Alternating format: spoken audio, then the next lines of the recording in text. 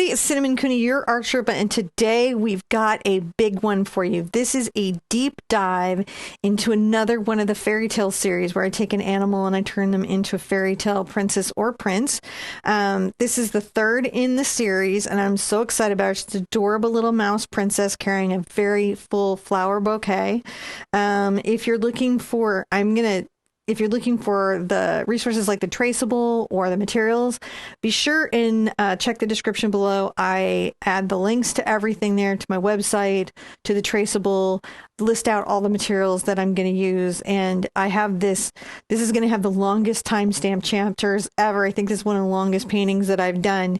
But she's a deep, deep, deep dive. This isn't 3 Hoot. This is all the Hoots. So if you've been looking for something just a little more challenging and goes deeper into some techniques, on the mic is my husband, John. Hello. He's going to help me bring you this gorgeous class by making sure that he keeps my energy up and keeps herding the cats and keeping us on track.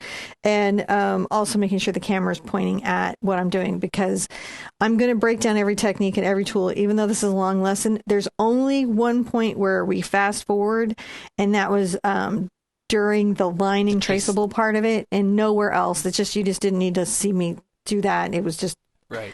You know.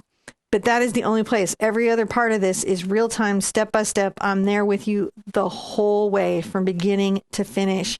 I know some of you have done the bunny and have done the crow and are so ready for this one. So there's nothing to do but get your paint, get your brushes, and come back. I'm going to show you for real how you can paint this. Come on, let's go. On today's project, I'm going to be using a 12 by 12 canvas. I have the wish or intention that you dream big in your own studio, and I'm going to dream big in mine. On the palette, I have the colors Mars Black, Phthalo Green, Burnt Sienna, Yellow Ochre. Sometimes you could use Yellow Oxide. Either one of those is interchangeable. Cad Yellow Medium, Phthalo Blue, Ultramarine Blue, Quinacridone Magenta, Cad Red Medium, and the center is Titanium White. And then I'm going to be using one of my favorite products, the Satin Glazing Liquid. That's a slow drying extender for acrylic colors. You could use gloss. Gloss and satin are fine. We don't use gloss because the cameras can't see past the shine, but either it's just your preference in the product, so don't worry about that. You'll also see me using this Mr. bottle. This is just water. This isn't a special product or anything, but I just like to point that out because sometimes you guys are wondering when you rewatch the video, like, what's in the magic bottle? Are you ready to throw up step 1, John? So step 1 is going to be the most fun because it's going to be easy step. We're going to paint the entire canvas black. So I do this weird thing where I just paint directly from the tube. I just go around like this. I do this because it just looks cool in the video and it looks really cool in the short. It does. I like it. And it's a fun way to paint it out. You could just use paint from your palette. You don't got to do this at all. It would be easy to overpaint it, but I've been doing it for a minute, so I have a pretty good sense of what I need to do to get there. And I can always put out more and do 2 coats if I need more. I'm going to put that aside, and I'm going to get that water mister I mentioned earlier and kind of mist everything a little bit. This is just to make it easier to paint it out. I'm going to take a brush, a big one. This is a number 30 Simply Simmons. It's just a big brush for a big canvas. I'm going to get it a little bit wet, and I'm going to paint out the whole surface black. Just a consistent, even... Just a nice, even coat of Mars Black paint. Sometimes you paint around the edges. You can sometimes paint around the edges. Some people really like to paint around the edges because they don't want to have to frame. I paint around the edges just enough so that when I do frame, none of the white canvas shows through. But I don't do the complete gallery wrap of the paint. Not for any other particular reason, then I don't do it. Just because we're working in the studio a lot. Yeah, seems reasonable. And a lot of what we do is for the camera isn't necessarily getting... I've thousands of paintings, so there's no real way to hang them up on the wall.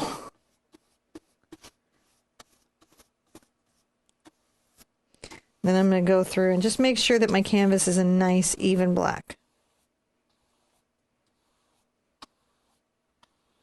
So what this does, besides give me the rich surface to begin this very, very dramatic painting from, is it also makes it nice for the acrylic paint to stick to it. It helps me with the transfer method when I come in and I use the traceable. So those things are are actually part of the benefit of doing this. I'm just making sure I got it enough for the framing. And also so that I don't have a weird hidden gloop of paint that comes and gets me later, because sometimes that happens. It sneaks up on me and it gets me later. Yeah. But this lets me make sure my corners are good. Everything is good. Now, once I have that done, I'm going to rinse this brush out and put it aside. What am I going to do to extend the life of my brush? Right after I'm done painting today, I'm going to take this brush to the sink and I'm going to wash it out with warm water, warm soapy water, and lay it flat to dry. And when you do that, it extends the life of your brushes, right? Because you don't want your acrylic paint drying in your brushes. It shortens their life. And so that's just a thing that you can do, and I always try to remind you guys of it. All right, I'm going to dry it, and we come back. I'm going to show you what you do next. On my surface, I want to mentally kind of hold some space. I want to mentally hold some space about 3 inches from the top, and a whole hand width from the side, and another whole hand width from the side. This kind of gives me a place I know I'm going to put my figure in, so I can do some sort of lighting around. And I know I've got the dress coming out, and the dress coming out. I'm just showing you this with my white pencil. I don't have to do a lot of detailed work inside of this zone because that's where my figure is going to be. So I can focus most of what I'm about to do on the outside around that space. So a hand, and about 3 fingers from the top. And then, you know, just the lower thirds, imagine that there's a dress. It's where we get to use our imagination sometimes, and that is a good thing. You can use your mind's eye. Your mind's eye. Now I'm going to take a 1-inch oval mop, and I'm going to get it a little bit wet, drag off the extra water, and I'm going to go ahead and load up some glazing medium in it. And I'm going to take my Phthalo Blue over to my Mars Black, and I'm going to weirdly paint around this area with this dark color and this glazing liquid, because we're going to do kind of a lighting smoke effect. Ooh, that sounds interesting. Yes, we've decided to challenge ourselves today. Aha! Aha! Why would we do that? I don't know. So I'm just bringing this in, and I'm very dependent on the glazing medium to keep my paint wet. That's why I'm using it so liberally to get this effect, because this effect is sort of a wet into wet technique. And so I need just a little color on the canvas to work with that's wet. And then I'm going to get a smidge of my titanium white on the brush. And I'm going to come here and lightly brush a little bit of smoke. Just lightly brush it in there. Yeah, this is sort of from the upper corner coming down. This is just a little bit of light. Kind of coming in our figure, framing our figure in, giving it that kind of medieval portrait-y feel.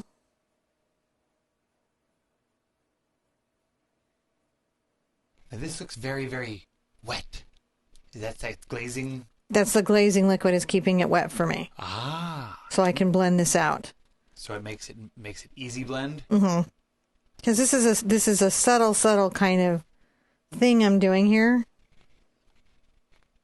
And I'm going to be blending it in a second with a second brush. And so I just need this to stay wet long enough for me to do that. So I'm going to take a very second dry brush and come in and dust this all in, blending it into the glazing medium. So this brush is the same brush. It's a 1-inch oval, and you can see that it gives it a much more soft, blended, smoky effect. I like it. It's like velvety. Ooh, look at that. It's all soft. Take it back a little bit into where I feel like mentally I'm going to have that dress. But that's going to give it a sense of like there's light coming down. It's catching the air through the figure. And that'll let us put some of those flowers in the light and some of those flowers in the dark and give us kind of that drama. Ooh, light drama. Right, that we're looking for. Now, the downside to using the glazing medium is sometimes it makes it hard on the transfer. So we'll have to be extra present to that. If you're going to be sketching it in. What does that mean? So it's sort of smooth, and it sort of seals the canvas, so the tooth of the canvas doesn't necessarily grab the cerl paper, which I'm going to go over in the next step. Oh. Doesn't really grab it as well as it could, so you might find that a little bit frustrating. My trick to that is to dry everything super thoroughly. Okay. Like that's going to be the thing, is we're going to dry it very, very thoroughly, and then we're going to really, really press down when we do our transfer, so we get a good transfer. That seems like a doable thing. I'm rinsing my brushes, and I'm putting them to the side to wash because I don't want to lose them, and I'm going to go ahead and dry everything right here. So in the next part, I'm going to want to get my image on the surface. You could freehand that in if you wanted to, but it's a quite complex drawing. So what I have here is what's called a traceable, and on the back side is a product. Let's see if I can grab it here for you, called cerl paper.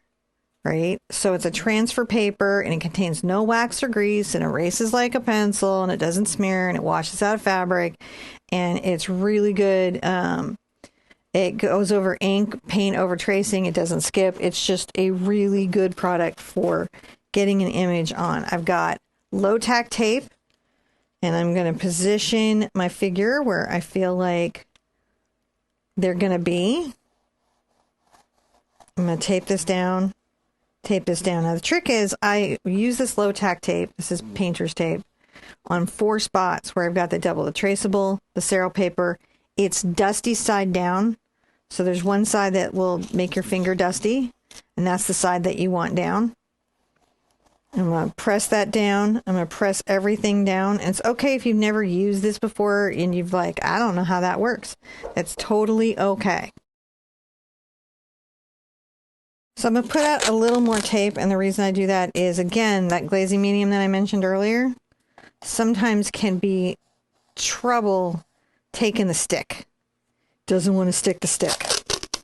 Doesn't want to be sticky. It's a little stick resistant, and that's okay. It's stick phobic. That is the cost of blending, and we accept that. So I'm just putting out a little more of the tape. And that's funny, it's stick tape. So you can use these pieces of tape over and over and over again. So I don't let that worry me. All right. Now, as long as my image is down nice and smooth, I can begin the transfer process. And that's where I'm going to draw over all of these lines with a pencil or pen, pressing pretty hard to transfer that line drawing onto my canvas. I'm definitely going to use my glasses, and I'm going to go over this as carefully as possible. There's a lot of little subtle information that I try to make sure that I get to keep. It will help me in the painting later. You lose a lot of it during the painting process, so it is in no way cheating. It's just technique. Okay, so first I want you to know that we're not time-lapsing anything else in this video. Everything else will be real-time, step-by-step. We just didn't expect to make you watch me trace it for 20 minutes. Seemed like, you know... Little extra video that we probably Little extra video that we would do and keep it to active. But all the rest of the painting will be step-by-step in real time.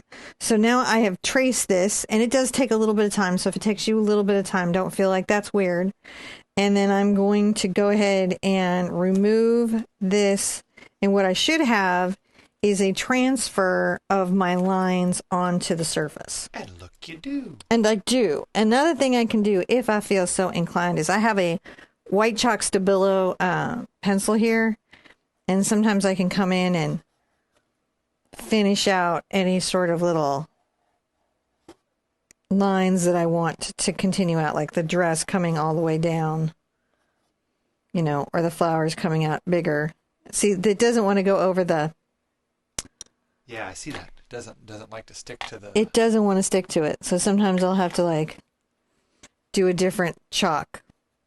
This isn't white, though. It's purplish. I will hold it in my mind's eye because I'm going to be painting in it. And I have to tell you, like, a lot of times with traceables, the thing to remember is not cheating. You're going to see this as we paint it in. When we block this in, you lose these lines anyways. They're just here to help you get the sketch. All right, we'll call that a step. And when we come back, I'm going to show you what you do next. So I'm going to block in a little bit of what's going on my canvas. And that's sort of about putting color down and getting the zones of like what something is. It's not the details or anything. It's just kind of a loose type of painting. I'm going to grab, I think, an angle brush I'm going to get a half-inch angle brush. I'm going to get it a little bit wet. And the first thing I'm going to do is I'm going to kind of mix in a little bit of the underskirt. So that's going to be Ultramarine Blue and Quinacridone Magenta. And interestingly enough, a little bit of my yellow ochre. So it's a surprising color. It's an unexpected color.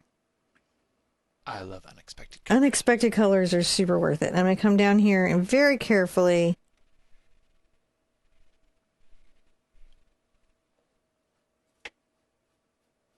just put that first layer of color down. Maybe a little more yellow ochre into it and a little more pink.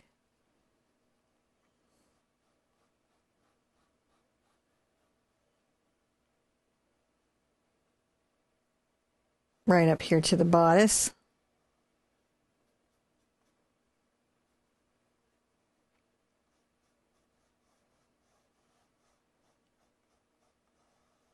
So it just starts to give us a sense of what is where. Now I do pay attention to the directionality of my fabric a little bit and that it's going downward.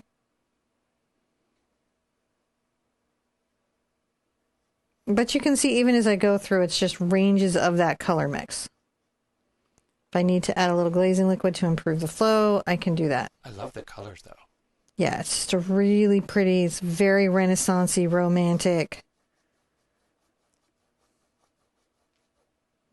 So different doing these on bigger canvases. I used to do designs like this way back in the days when they had these things called ACEOs that you would sell on eBay, which were teeny tiny little paintings that were for sale. And I would do little animals, little Renaissance animals. Oh. But they were really small. She's a little bit bigger, so it's weird to paint it big. You know, I'm just making sure that my black canvas is covered up. I've got a nice rich color kind of coming underneath. I can do a little bit of my purple here, kind of at the joint.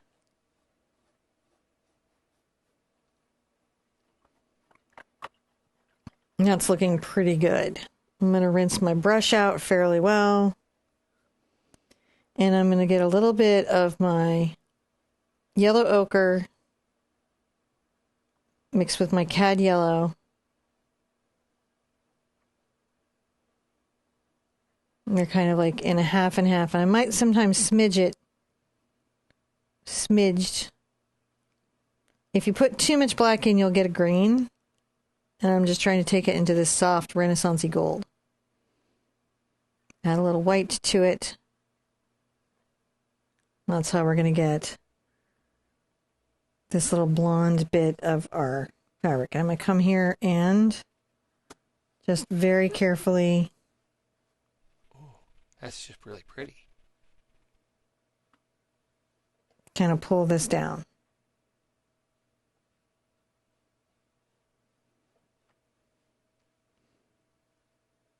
Now back here I might dry brush it a bit and paint it a little bit looser.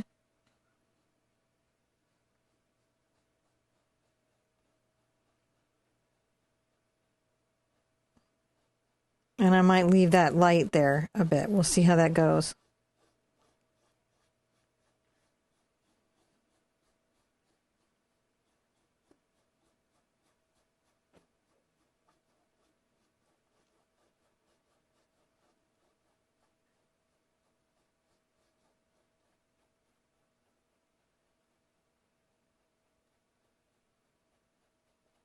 Let's bring a little bit of this over here. Now it's a little bit darker over here, so I might even come get a little of my burnt sienna.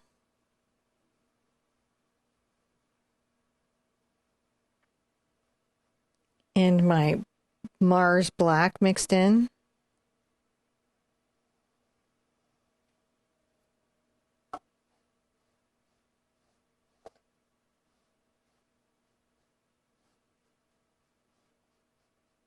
Dry brush this down very loosely.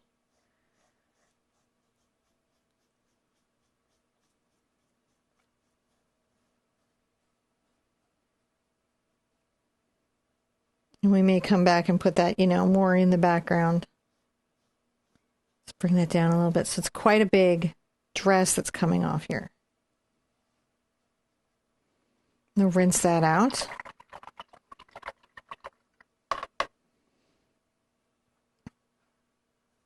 Now I'm going to mix all of this together.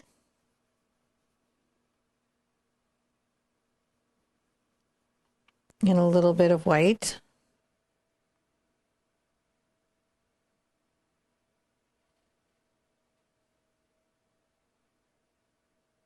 I'm not worrying yet about the shadows or any of that. I'm just worrying about blocking it in.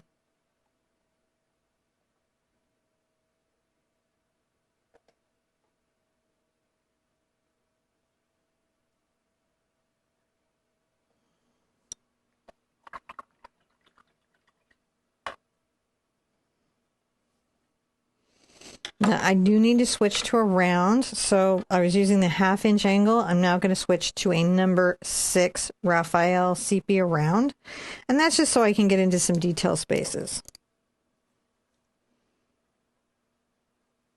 Get back into my basic kind of dress color here. And I may paint that back in later. This is just to make sure that I've got, and this could be a little more in shadow too. So I'll add the brown and the black to it just to shade it up a bit.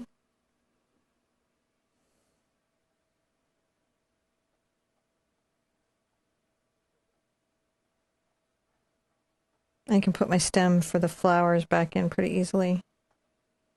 I'll just blend this out some. Again, we're just blocking in. Blocking in is not a particular exercise. It's just the sort of the underpainting. Yeah, it's just an underpainting. It helps us do a complicated upper painting by creating zones of color that we can work up from. Zones of color. Zones of color, my friend. I live in zones of color. So I'm going to take a little more yellow into this mix and a little more yellow ochre, and I'm going to get some burnt sienna. And I'll do this as the basis of the gold bodice.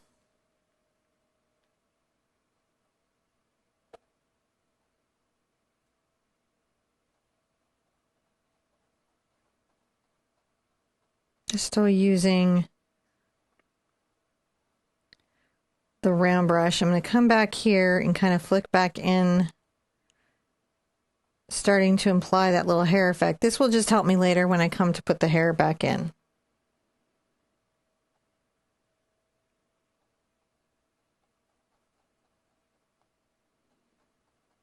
I can go into where my flowers are a little bit.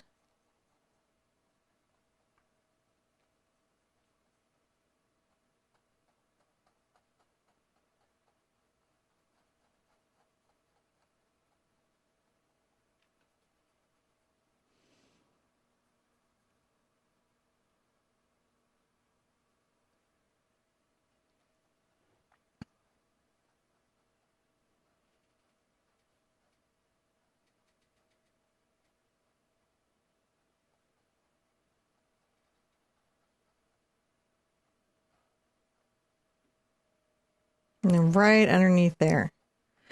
Now listen, as we're working, remember this is a big project, so I want you to pay attention to how you're feeling. Pay attention to your body. It's really important. I'm going to say this over and over and over and over and over again during this lesson. Make sure that you are taking breaks, that you are resting between steps, that you're paying attention to how you feel, and you're not trying to do this in just one sitting. You know, give yourself a chance to do a little bit, and then a little bit, and then a little bit, and then a little bit. Because we don't record these all in one sitting all the time. No. And this one certainly probably won't be. No, because it's like, it's actually really hard on my... I'm going to come down and get a little more of the skirt color.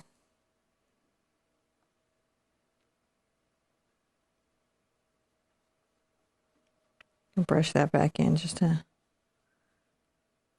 make sure we've got a very nice kind of thing.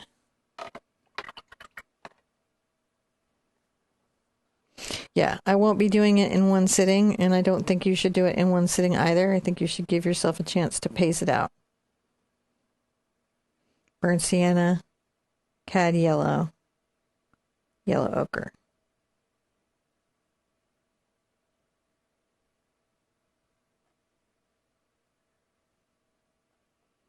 Just a little bit there. All right, now I don't want to drag paint all over my surface, so before I go on and work up here, I'm definitely going to dry this, and then I'm going to continue to do the underpainting and block it in. So I added a line back up in here, which will be in your traceable, but wasn't in mine. So for those of you that are observing, like, was that there? It wasn't, and I added that back in. I was like, wow, her arm, no judgment on her, is looking a little thick. And then I realized, oh, I need to add that line back in. But it'll be on your traceable, so you don't have to worry about that. I'm going to grab another 6 around here, and I'm going to come in and add a little more brown into my mix over here. And interestingly enough, a little ultramarine blue.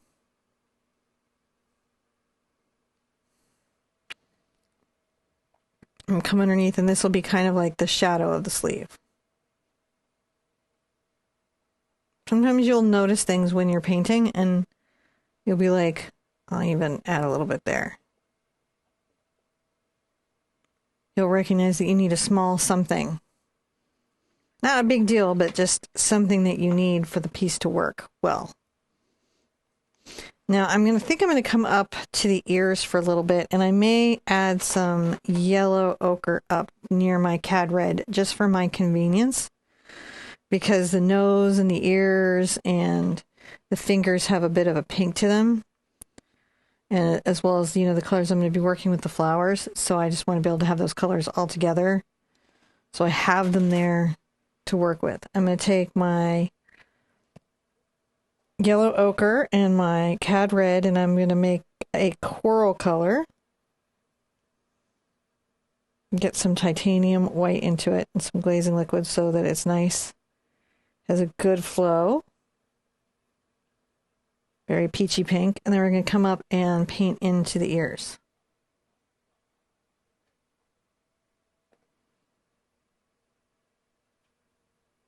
Maybe a little more pink than that. Paint down a little bit so that when I bring the fur back up,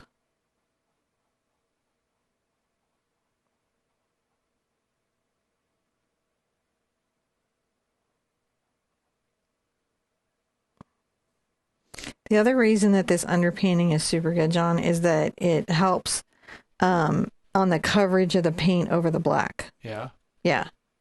So since we have that all black background, this will help us still have that nice light delicateness that we need. Yeah.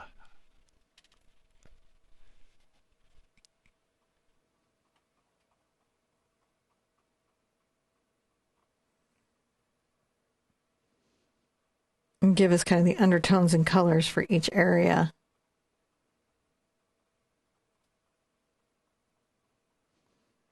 Now a little more white.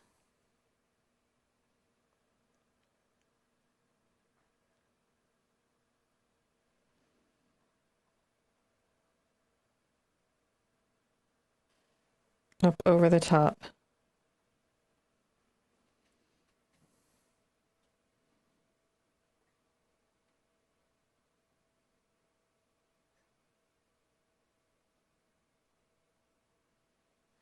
It's looking pretty good.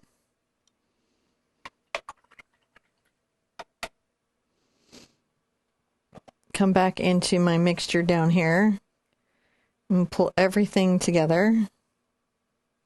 A little more cad yellow. A little more yellow ochre.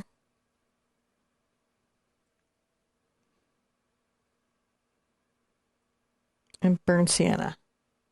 Just creating a neutral blonde color. Get some white involved in this. Glazing liquid, so it'll go a second on the painting. So that's where it's an extender. And improves the brushability and extends the paint a little bit. Oh, that's neat.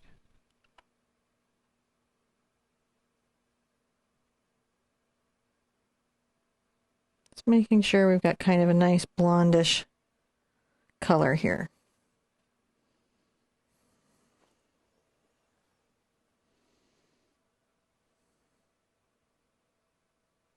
And we'll very carefully and very preciously paint all of this above the nose.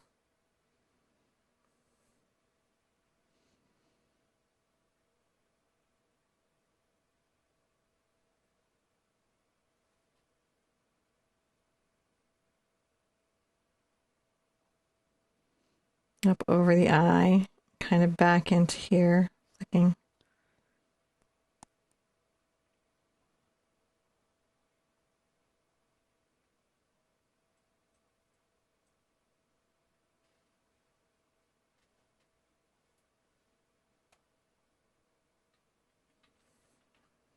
And come under where the flowers are going to be.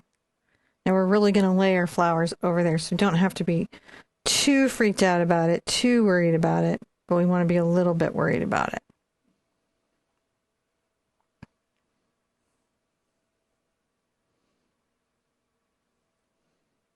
Now I'm going to want to make a lighter version of this color.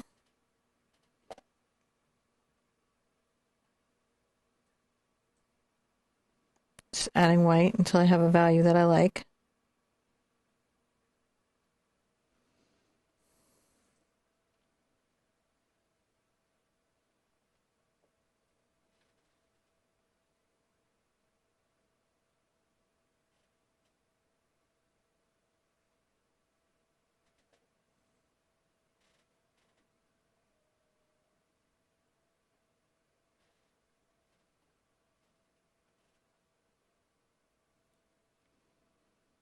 And this is what I mean, like, it doesn't, the traceable goes away so fast.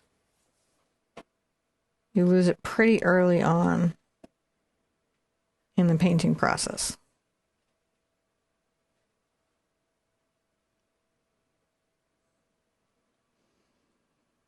Back into here a little bit. You can always get a little more burnt sienna on there.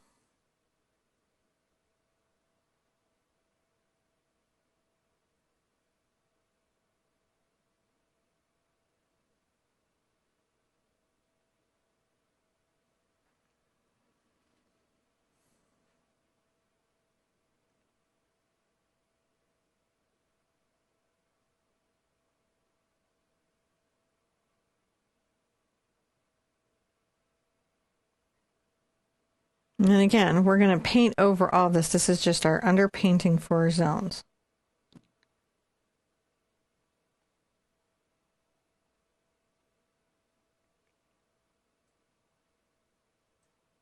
I do pay attention to my brush directionality, so I'm dragging the brush out where there's definitely going to be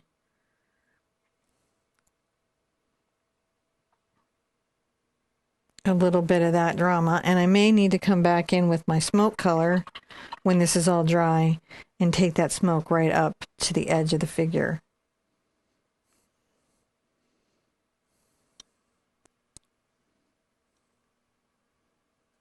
So I'm going to grab a little bit of the light color again.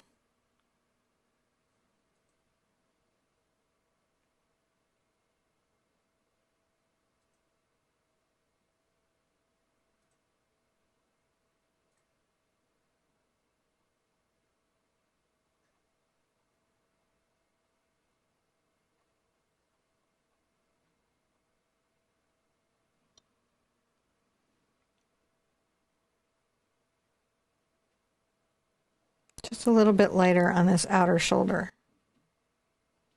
It's a hot mess right now.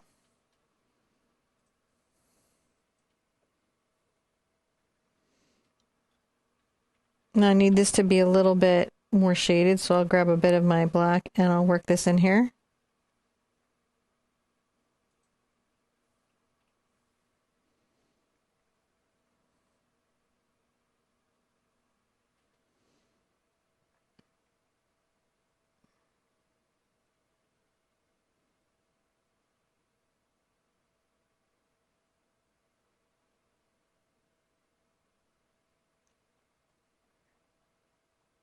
And just brush this back down in.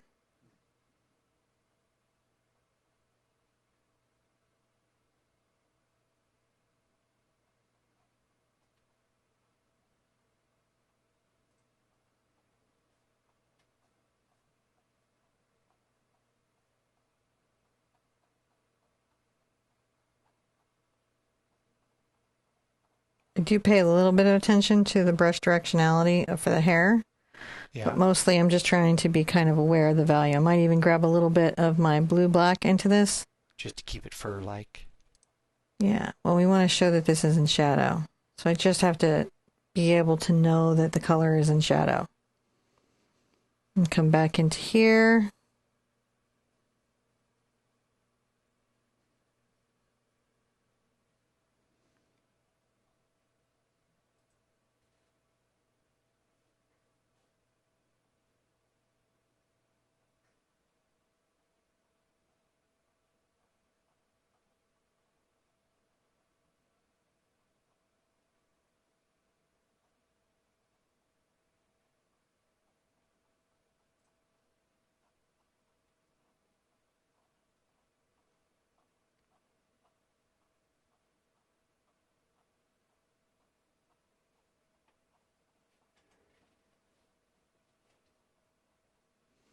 We're going to get super fluffy, so I'm going to get a little bit more of my light color there.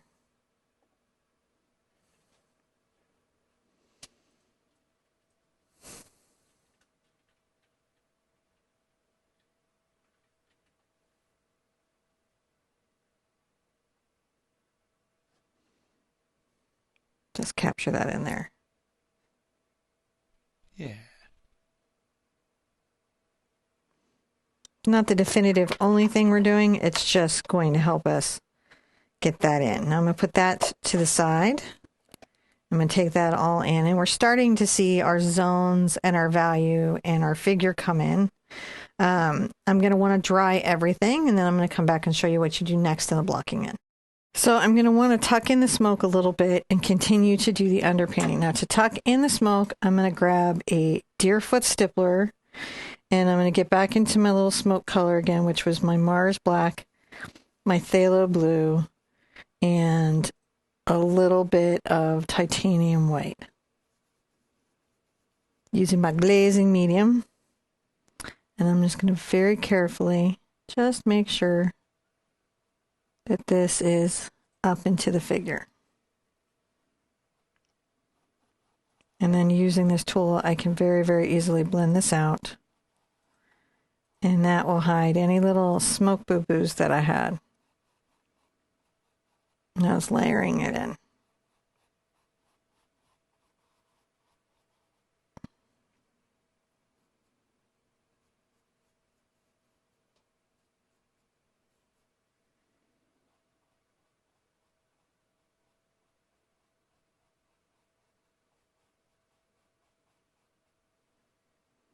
Can always put my fur back over this. This is just a nice little finish, so I don't have to worry about that so much.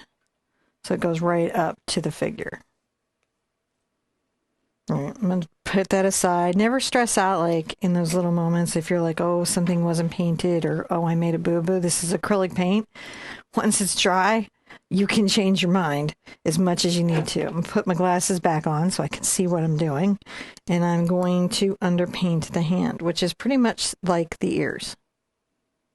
A little cad red, a little cad yellow, and a lot of titanium white.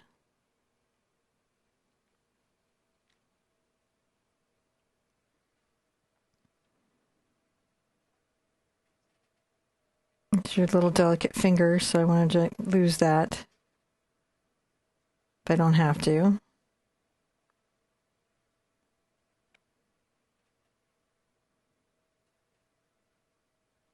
So I'm a little bit precious when I'm painting it. Using the toe of the brush on the number 6 sepia. This is, again, just that number 6 sepia. I like this brush because it's got a good point and it holds paint.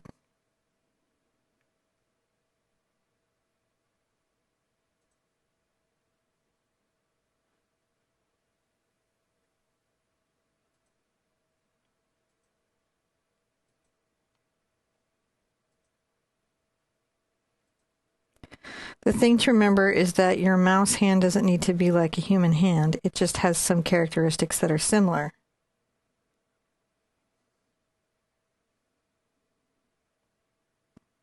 Some of the shaping is similar. but you can pull it like you kind of like take from both sources. You take from, your human source and your animal source to figure that out. Now I'm going to come back with white fur, but I need to blend it into the pink. So I'm going to make sure that that's pink all the way up into the blouse. Yeah. So now I'm going to come up and get a little of my quinacridone, not my quinacridone, again, my Cad red medium, and I'm going to very carefully kind of inside the mouth here, apply a little bit of this pinking in the mouth. Okay. I see it. It's a fussy bit of kit, but we'll need it later. And we don't want to skip it if we don't have to.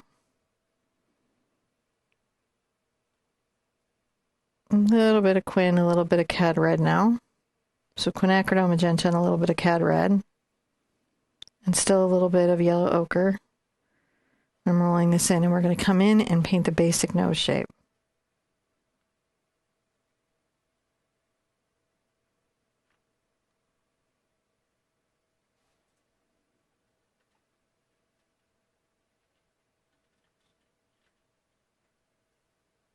Right down into there. So that's keeping it all kind of pink and relevant. Rinse out. Now I'm going to grab my little power brush. This is my 1/4 inch angle brush. And I'm going to put in some of the beginnings to my flowers that she's holding, the hydrangeas that she's holding. So I'm going to take a little bit of my Quin and my Cad red.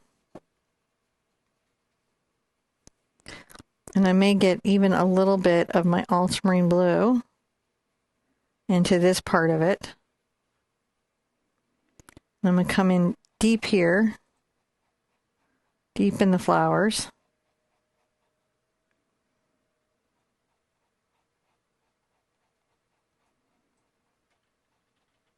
In between them even a little bit.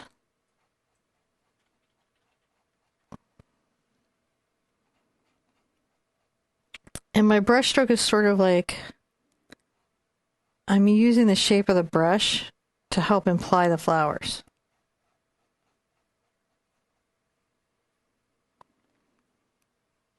I have the dark in. Then I can come into the Cad red and the Quin magenta. And I might even this time get a little bit of my Cad yellow involved. Just kind of a bright color. And I'm going to add my white to it. It's going to give me such a nice peach.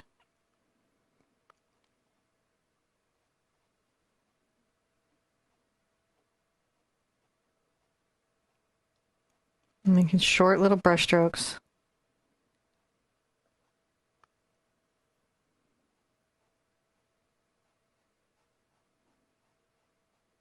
I will add details later. Right now I just want the basic shape of the bouquet. A lot of times we don't paint every petal. We paint the overall shape, and then we pick out a few flowers to focus on.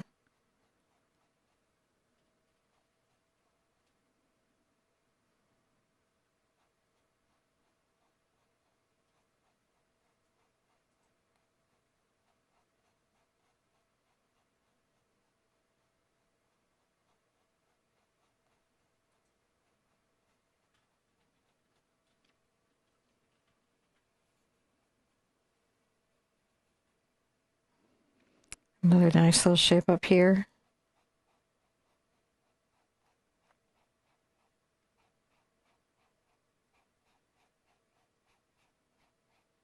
Kind of like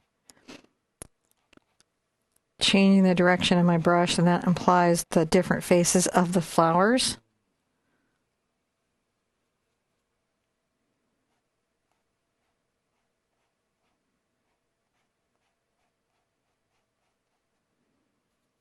Grab a little bit of my dark purple color, blend it in.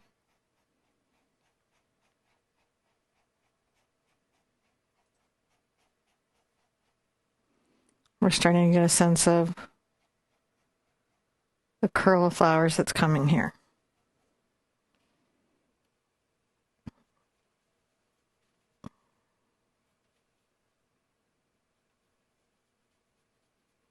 Maybe a little touch more yellow.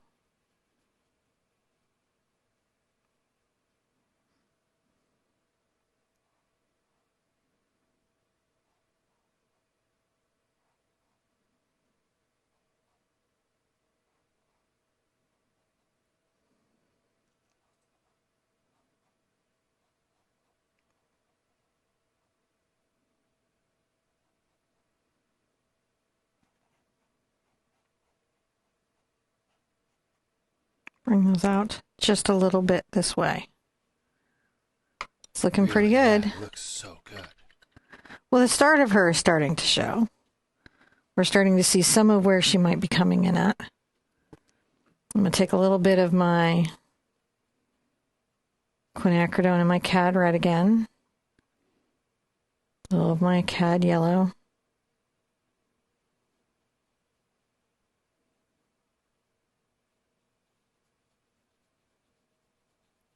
So some more of our lovely peach.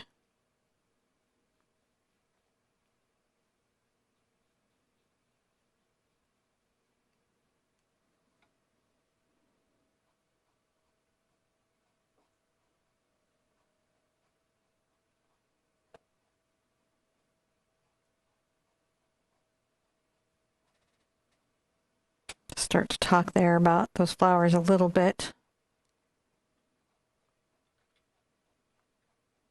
And you can see how even layering it in starts to put some like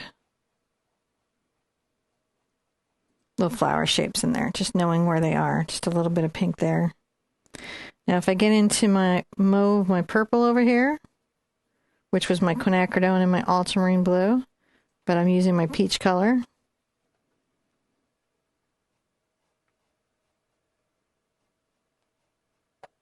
I can loosely imply a few flowers in this background.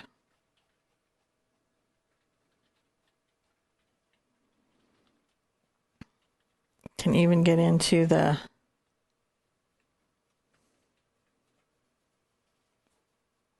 gold color I had earlier. These are just little bits of flowers that we're pushing into the distance.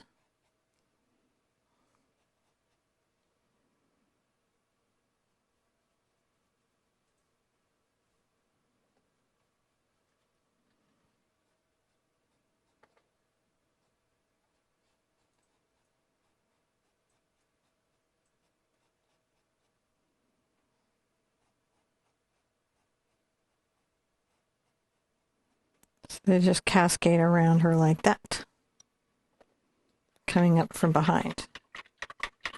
All right. So we're pretty much nearly there. I'm going to go ahead and take my sepia. I'm going to get it wet again, and I'm going to come in and get my black.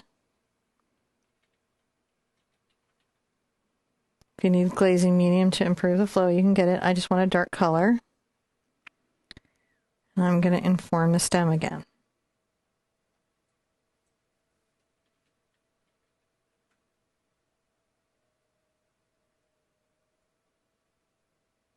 So this is just what the flowers are attached to.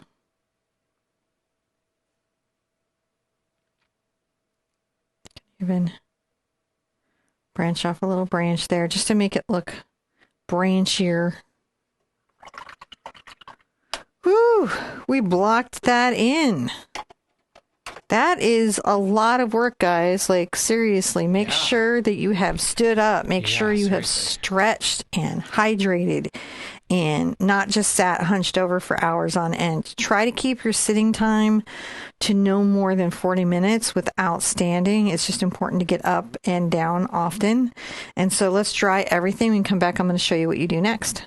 So in this step, I'm going to put my vision enhancers on once again, making sure I can really see what I'm doing. And I'm going to grab my detail brush, one of my best detail brushes. This time I'm going to grab a number 2 Raphael Precision brush.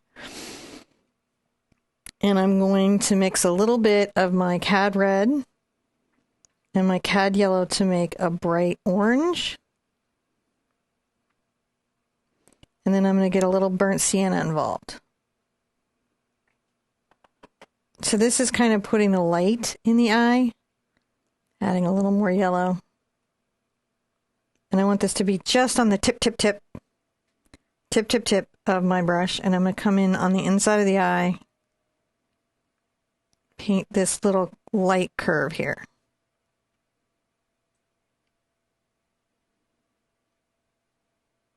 With just that little bit of kind of yellow brown. And then I'm going to come here. And I'm not going to do that much of this part of the eye. And come down and just add a little bit there because of the way that the light would be hitting it. Now I'm going to get my black on here. Loading on the tip of the brush. And there's really quite a lot of black in this eye. It's got nice dark eyes. Come line the outside edge.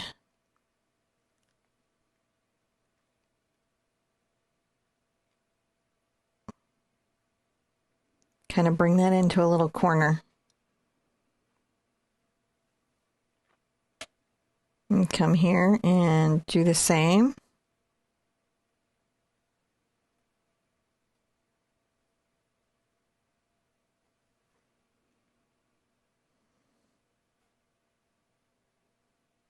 Curve that in a little bit. So it's there, but it's just a little bit more curved.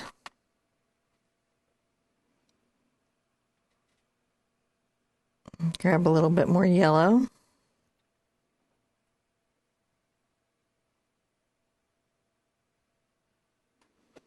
Just a little bit right there.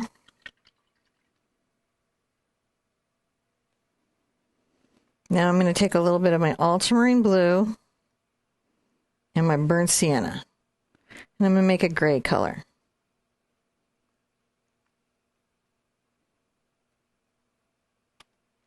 That's the ultramarine blue and burnt sienna. And I'll grab a little bit of my titanium white.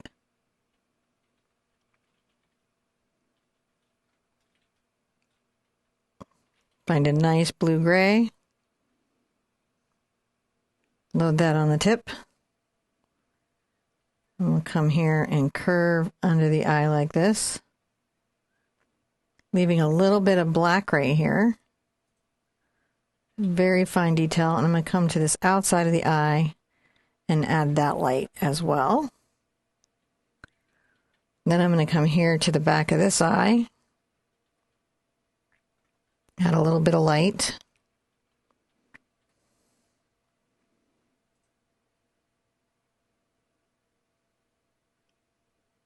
Come to the front and add a little bit of light again.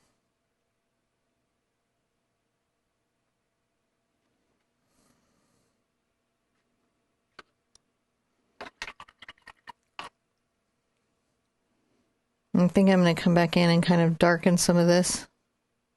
As I'm looking at it, John, I think I'm going to actually darken it. Yeah? Yeah, I'm going to take that inner light out because we're going to try to put this side of the face more in Oh, right, yeah. a shadow.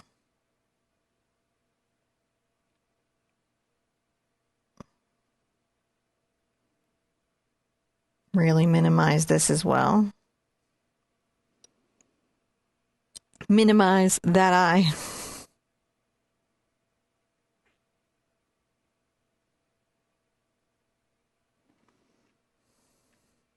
So you see a little bit of that light, but it's not too much light. Yeah. Grab a little bit of white here.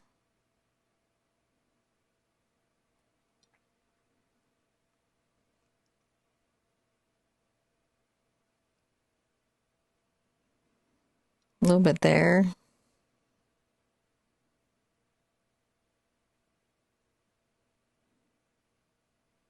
A little bit on the inside, outside of the far eye as well.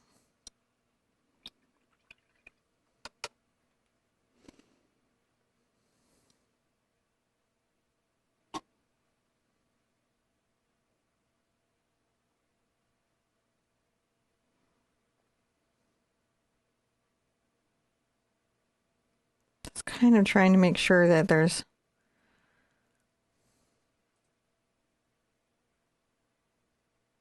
a bit of light there. So what I'm dealing with is a little water drop. Ah. That got on my canvas.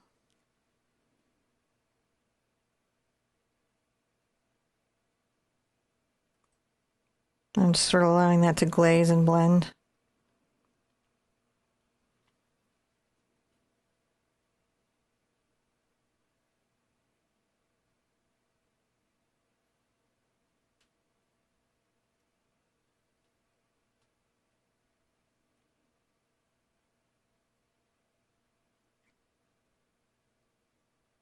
Make sure I've got a nice little lining around here. Now for right now, that's what we're going to do with the eyes.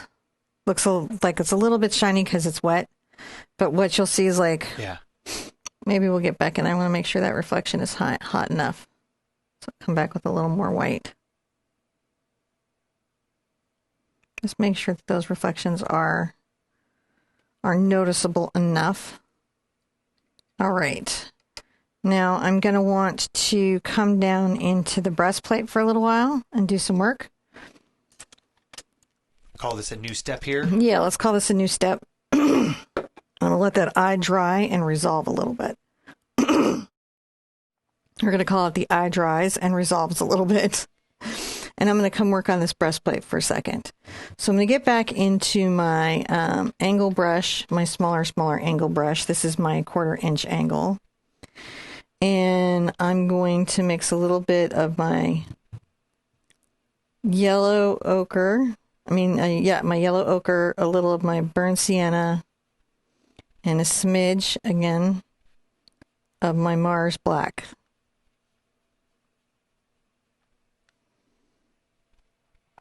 I'm going to come in here and start to paint this in a little more in detail.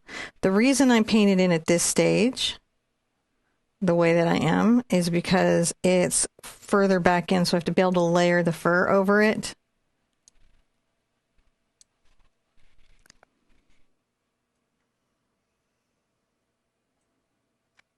And the arm. That makes sense. Yeah, now as I'm coming down, I might put a little more black into the mix.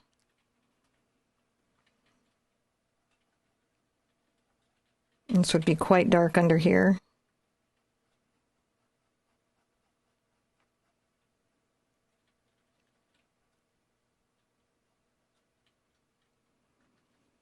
And come in and add some darkness up here in that upper right. Start to cast a little bit of a shadow.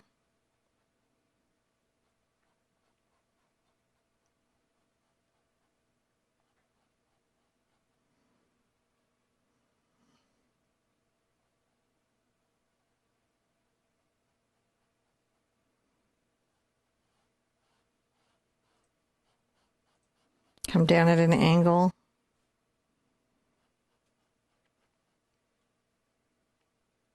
Bring the shadow underneath the hand. And then I'm going to kind of bring another little angle of it over here. So again, that's the yellow ochre, burnt sienna, and a little bit of Mars black.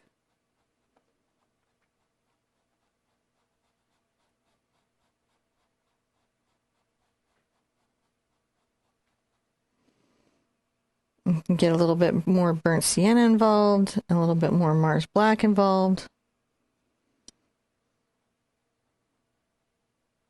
Come under where the fur would be with a darker color. Maybe here in the little far corner, just kind of darkening up some of these little areas.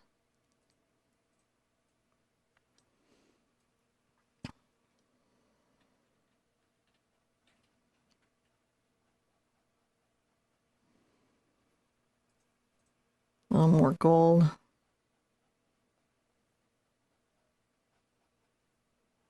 It's all still pretty much in shadow there.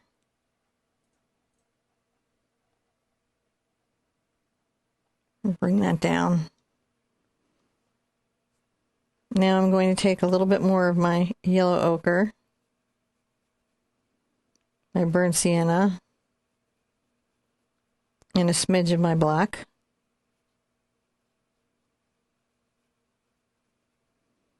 But this time I'm going to get some white involved.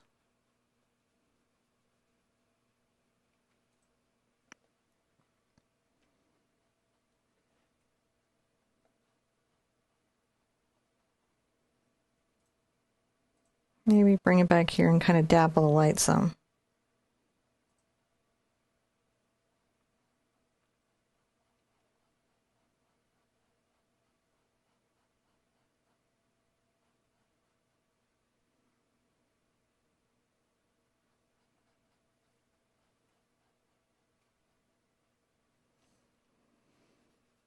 I'm going to go ahead and tone this with a little bit of black. Still light, but it's sort of there's sort of like a shading to that lightness. That's what we're going for, is a little shading to the lightness.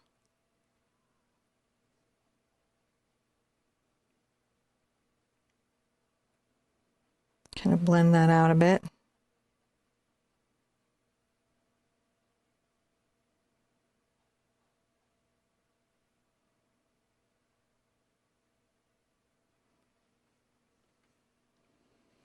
And then I'll get into my light color from earlier, which is again still that same mixture.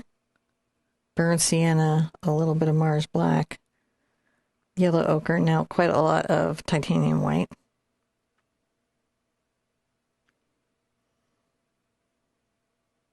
And up here in the corner, I'm going to add kind of a little hot spot where the light is quite bright on it.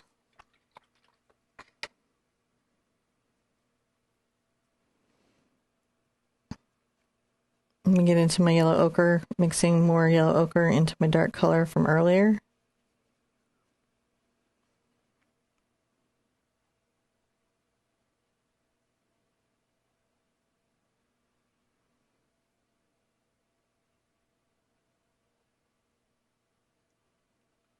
Slightly kind of work that over in the bodice.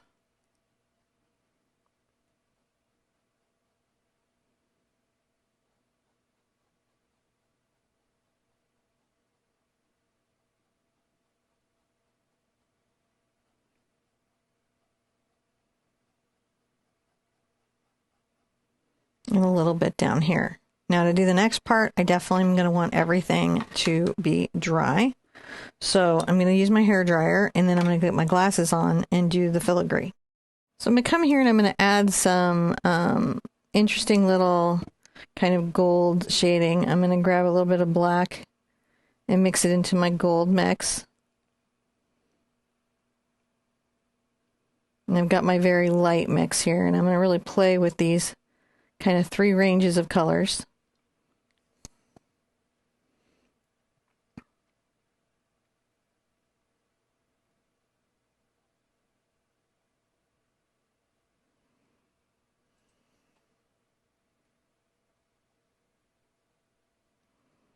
These are just little implied delicate floral bits.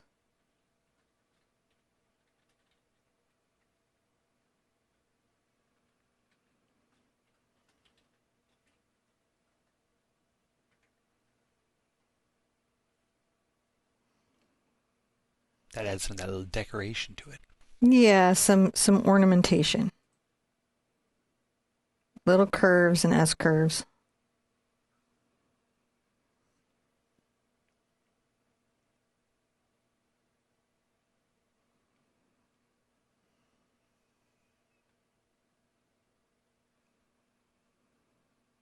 Down low, it might be even a little more in the black.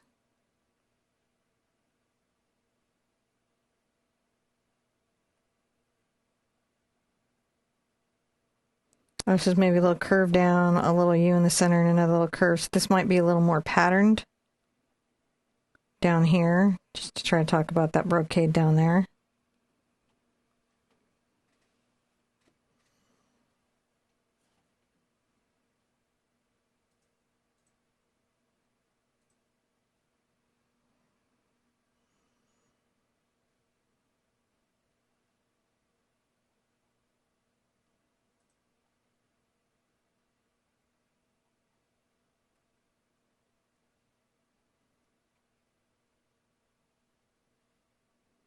And a little bit of it up there.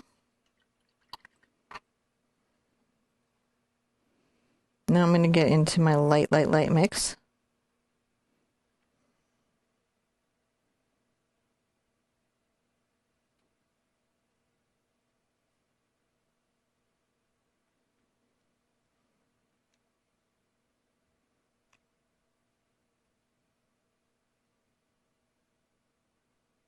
Just adding little highlights.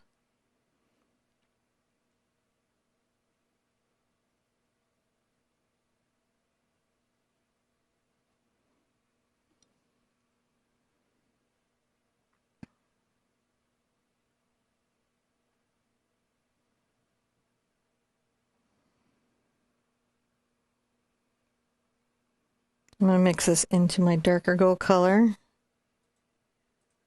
and use this to kind of highlight the darker area down here.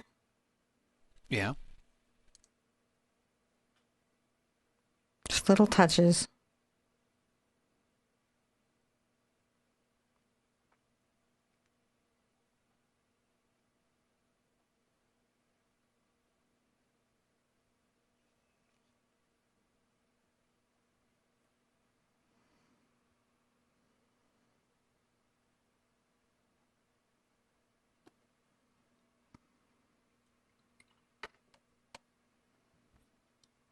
I'm going to grab a little bit of my magenta and ultramarine blue.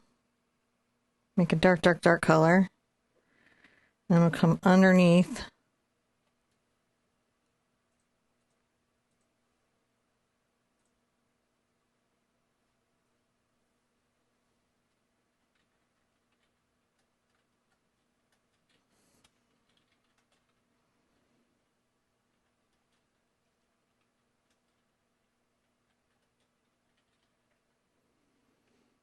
Let's kind of blend this shadow down.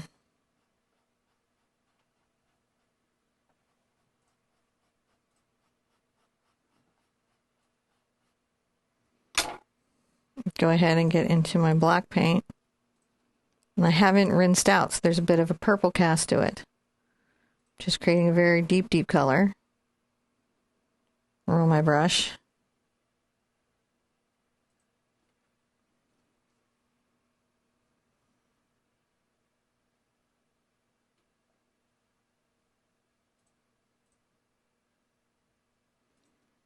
Just make sure we've got a dark shadow down here.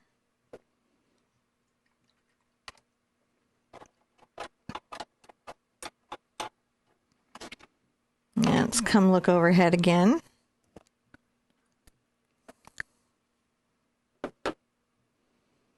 Oops, no purple.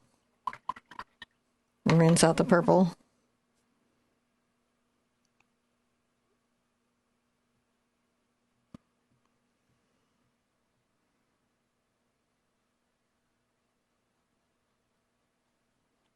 Kind of soften this a little bit.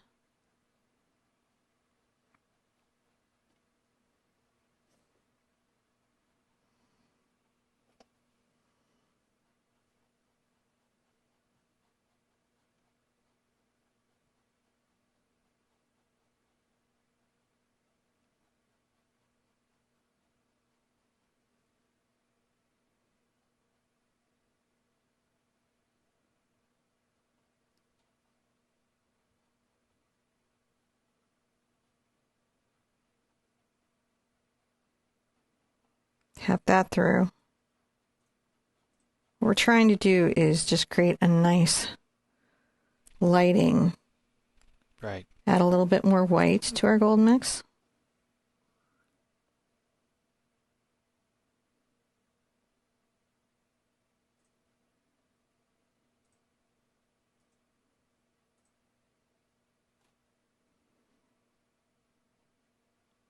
Okay, a little soft hot spot. It's really cool how this turns into like metal. Yeah, or very reflective gold fabric, right? So You know, or whatever. It just gives it that shininess and then a hot spot of white to that. you know, and we've got a lot of fur and everything coming over it, so a lot of it gets really, really covered. Now, let's throw it up to the next step, and I'm going to change my eye because I just don't like the gray reflection on the shadow side, so I'm going to even out the eyes. I'm going to take my orange color from earlier that I made for the eye. I'm going to come over to this side.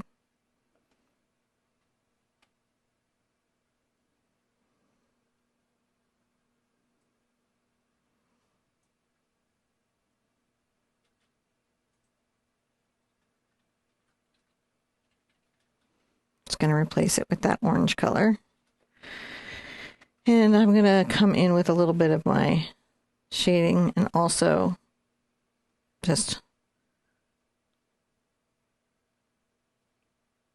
kind of add a little bit of a different light in that inside of that eye.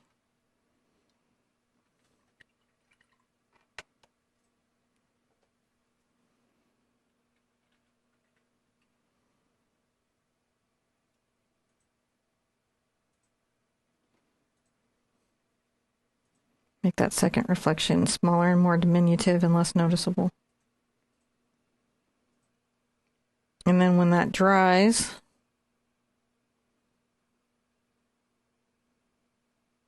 use a little bit of my glazing liquid. Kind of push that back into shadow some. And I know that's hard to see sometimes when it's real reflective. It's why we don't use the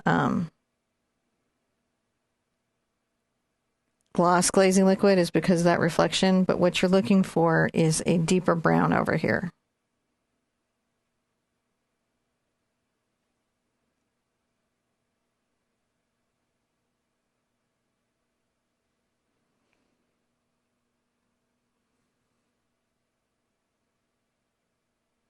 Come and shade that out, lining the outer of the eye in black.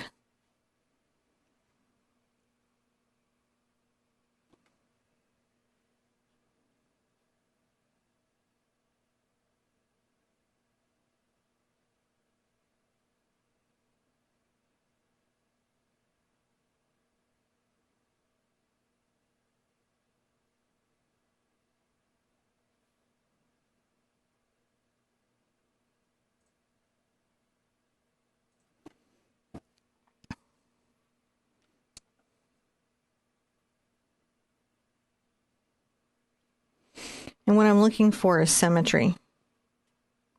Right, yeah.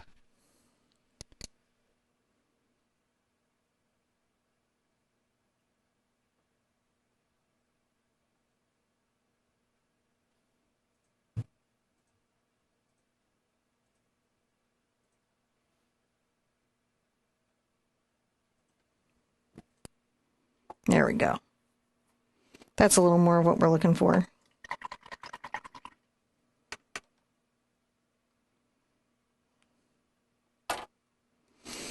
Now let's dry everything. When we come back, I'm going to tell you what we do next. So I want to grab my number 4 Textura D brush, and I'm going to come over and work some of this fabric over here. And the fabric is really what I've been doing over here. So I'm going to take my yellow ochre, a little burnt sienna, and some Mars black, and I'm going to get back into that again. And a little more Mars black.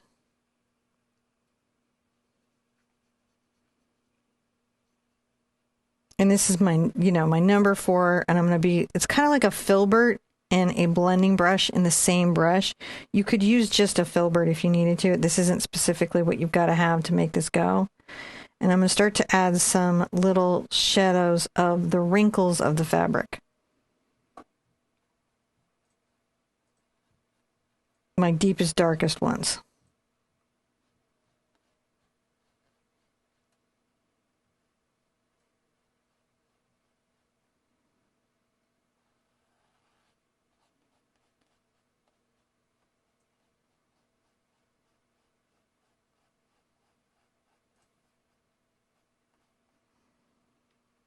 It's kind of just a puzzle piecing little bit together. It's one of the ones where having the reference is really helpful in seeing the patterns. So I'll make sure that that is on the website for you, so you can see it really well. bring down a little line down here.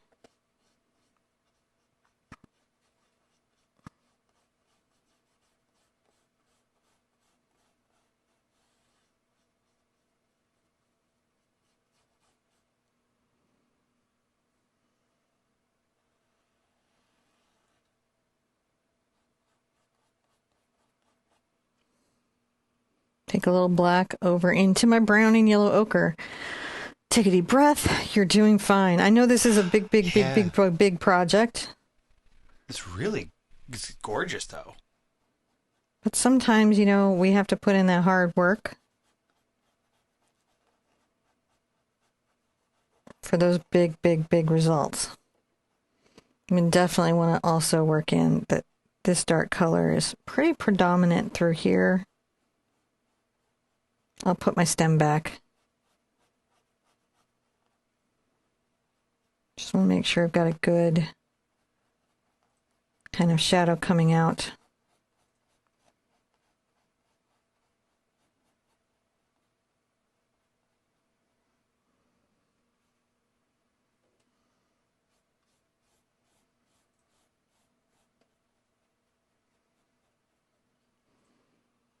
Come in and get a little more yellow ochre, a little more Mars black.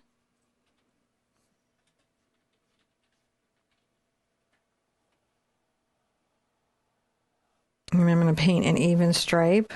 This will be for the decorative ribbon that's right here. Kind of ties in the patterning on the bodice to the skirt.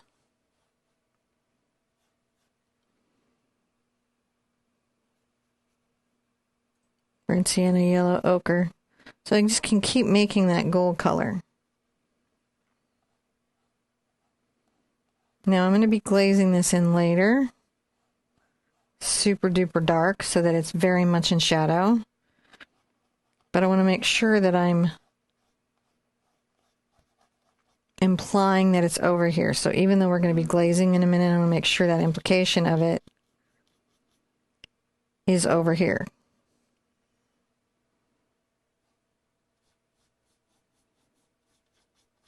And come in and kind of add a shading to that center there.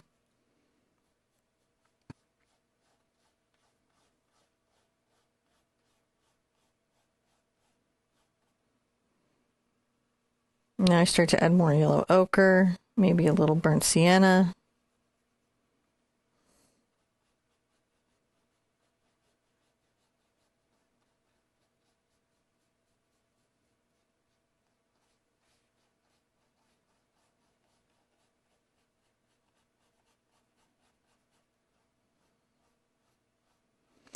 And I might use dry brushing sometimes as a blending method on my fabric. It's a nice way to blend on fabric because of the texture of the canvas.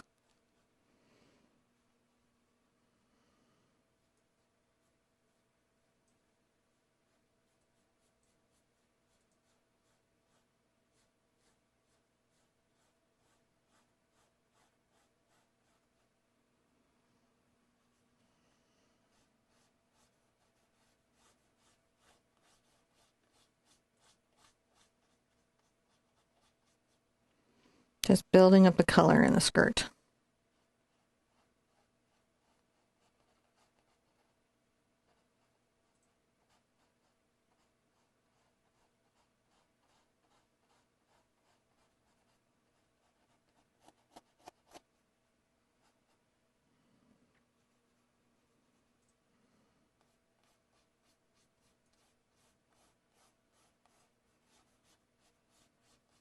That just blends out so magically.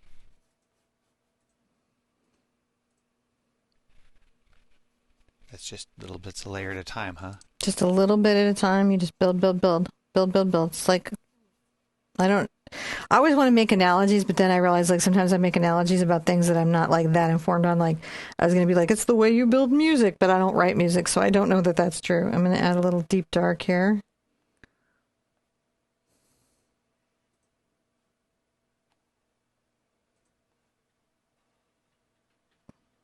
And a little bit right there.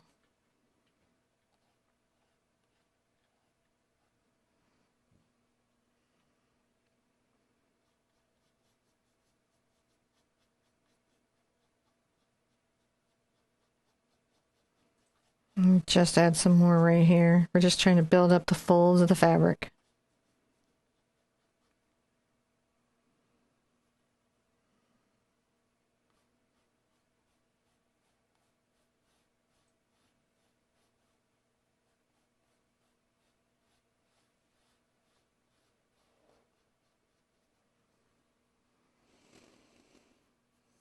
Now a lot more yellow ochre. We're going to get some white involved. All right. Some titanium white.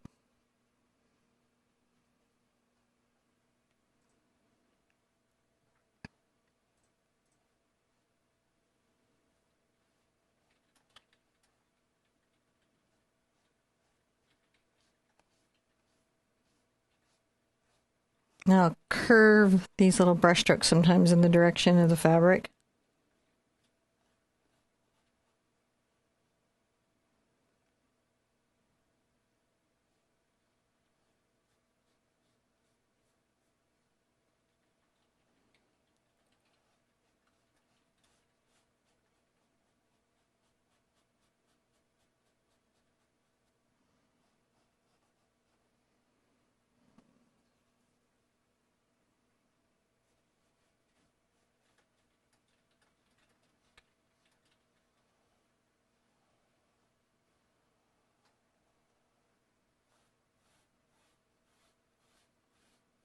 I'm going to bring a little highlight here and I'll put the little ribbon back in. Dry brushing.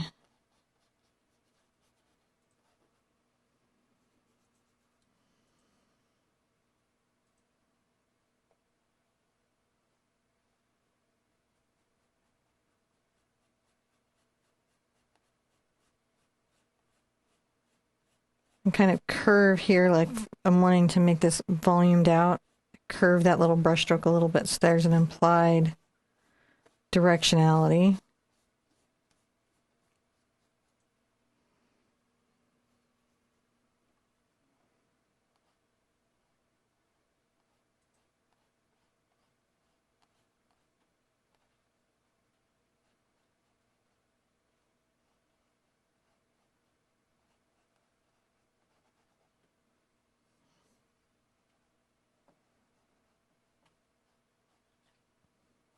Bringing some highlights in.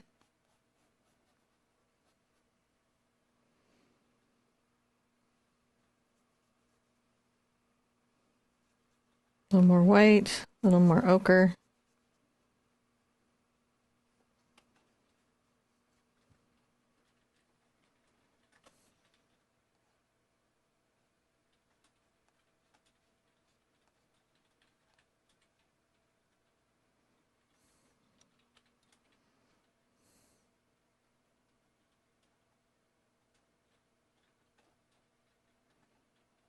Try to capture some just tops of the fold here.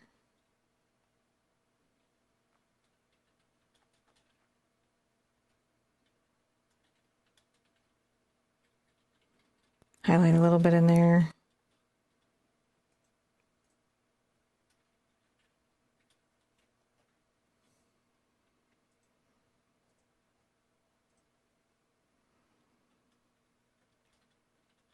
Just a little bit of that highlight there.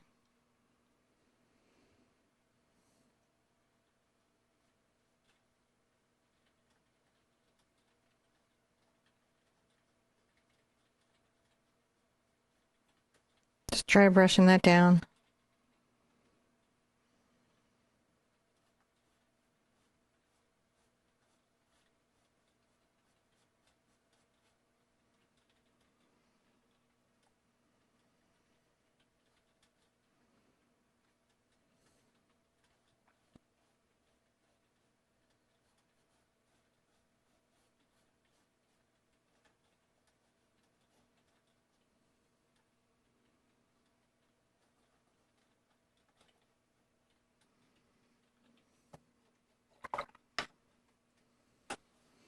Now I want to soften that little shadow there. I feel like it's not quite the color. I want some add some yellow ochre.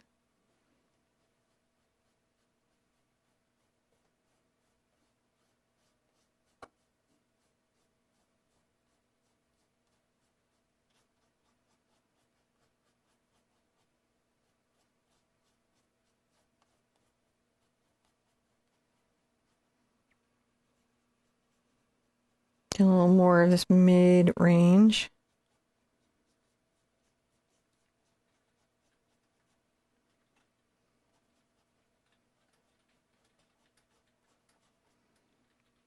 Just giving some dimensionality and warmth to it.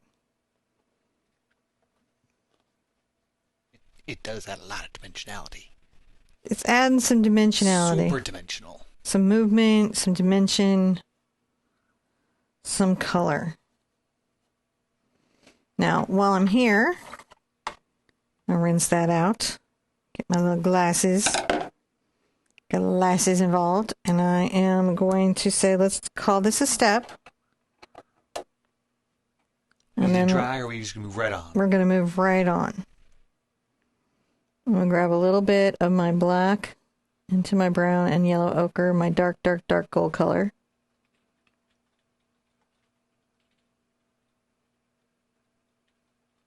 And I'm back on my number 2 precision.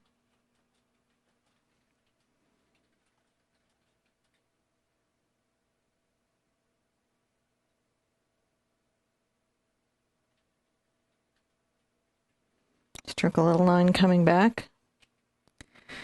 And then perhaps another little line coming back.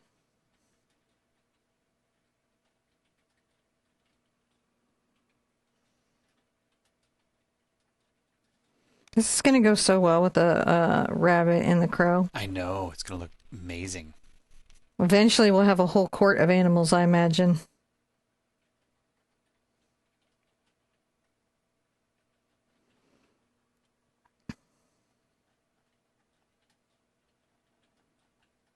Sometimes I take this moment to get some little details in.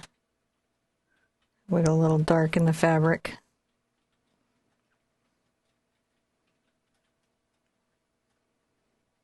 While I'm here, kind of making a little motion, a little movement.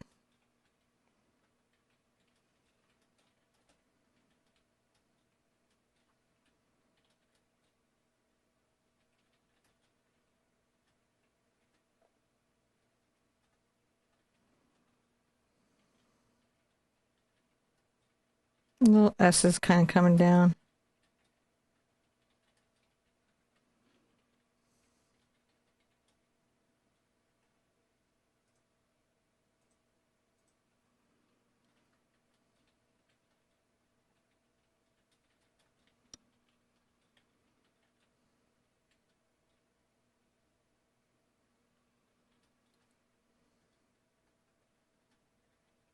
A little half circle.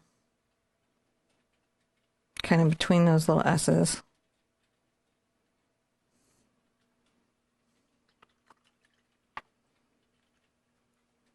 Get a little more gold into the mix and a little more white.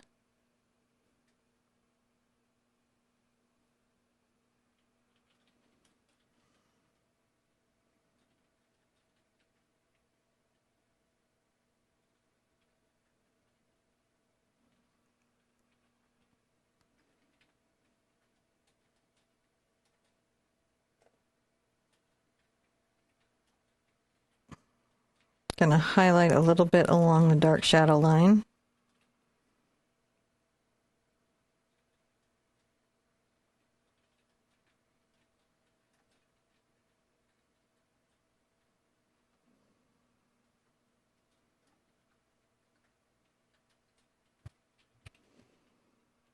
And then I'm going to add some highlights here. I'll add brighter centers to the circles.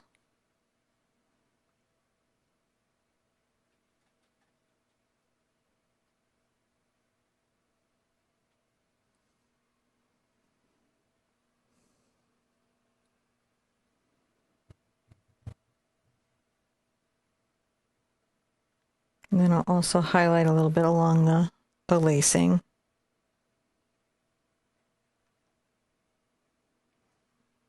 And then we're going to get into a lot of our white.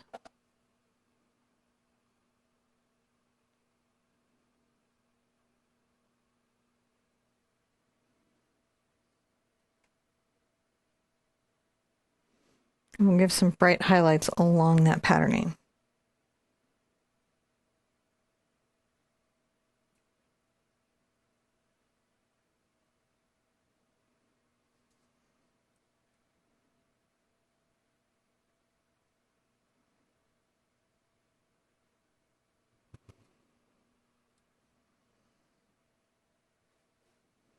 I'm going to come on the far side of the little cabochons and add just a bit of a highlight there.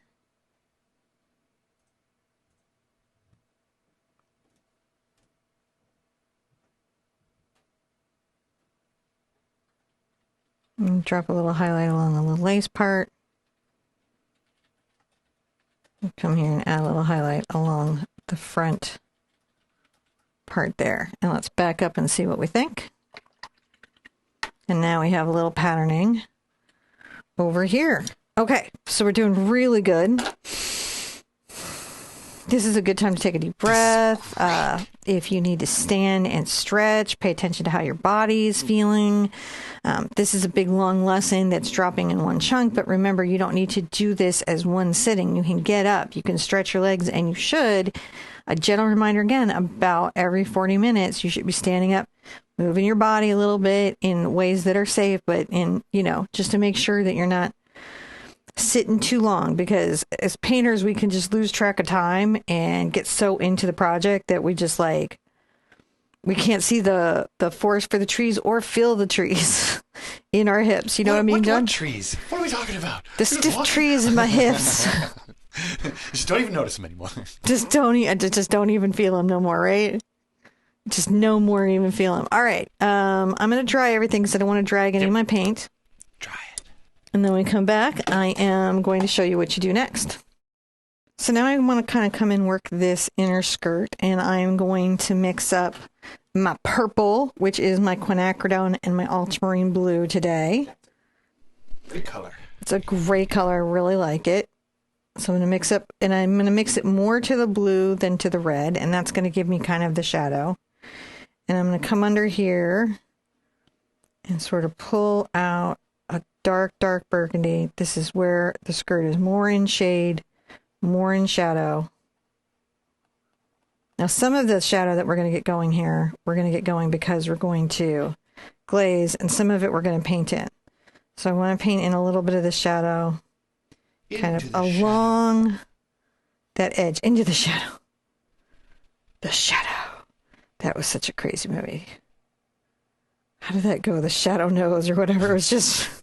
There's a lot of shadow-based pop culture stuff, though. Yeah, that's true. So I'm going to brush this down.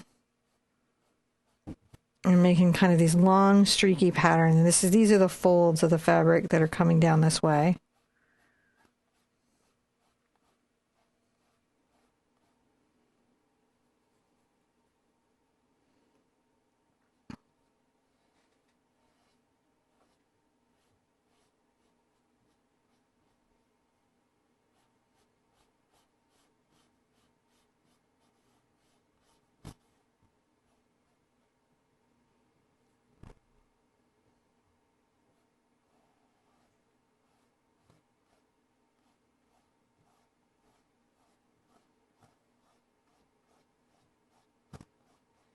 Then as I come through, I'm going to add a little more yellow ochre into the mix. It's the burgundy. So we're getting to that purple with a little bit of the yellow ochre in it.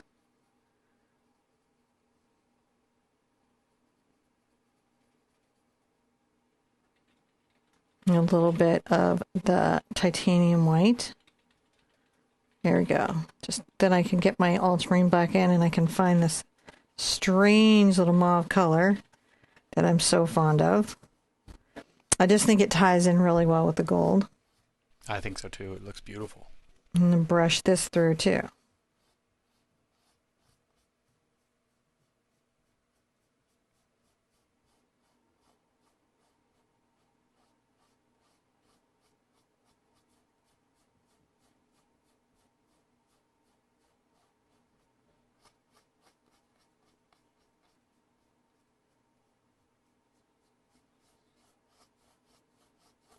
Brushing that through. There's a lot of form and taking with the directionality of my brush stroke. So it's not just the value or the hue. It's also, the way that we're painting that down.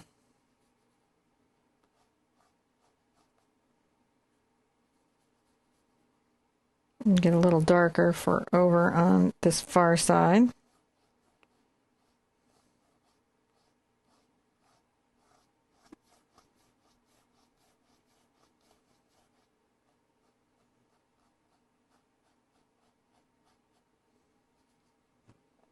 little white in my mix here.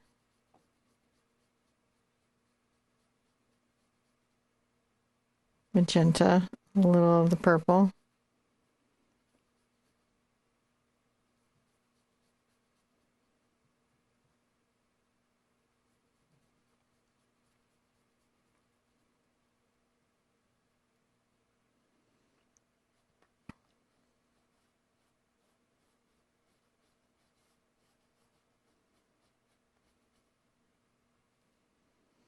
Just start the highlights in this little. They're not the brightest of the highlights.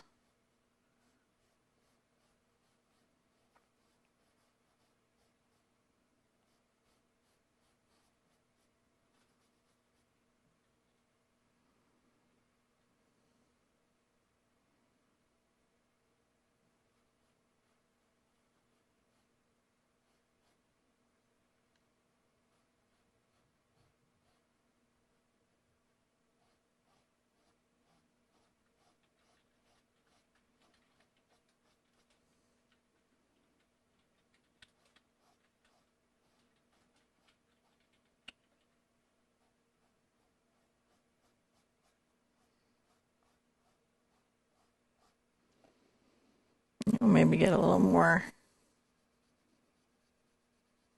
yellow ochre and a little more blue in there, kind of darkening that.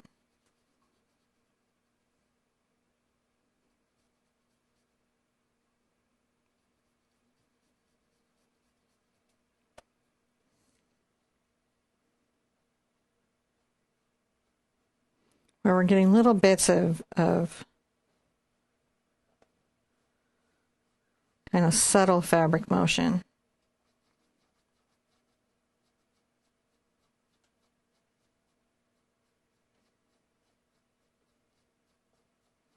And brush back up from the bottom up, just kind of helping shape this. It's a weird set of colors to mix, but it kind of goes with what we have done before, so.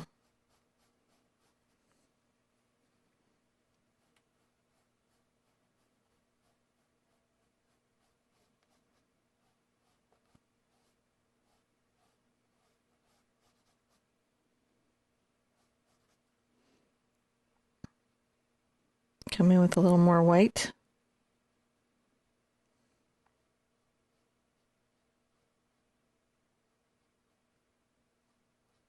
Pull it down and then maybe up just a little bit on the dress here.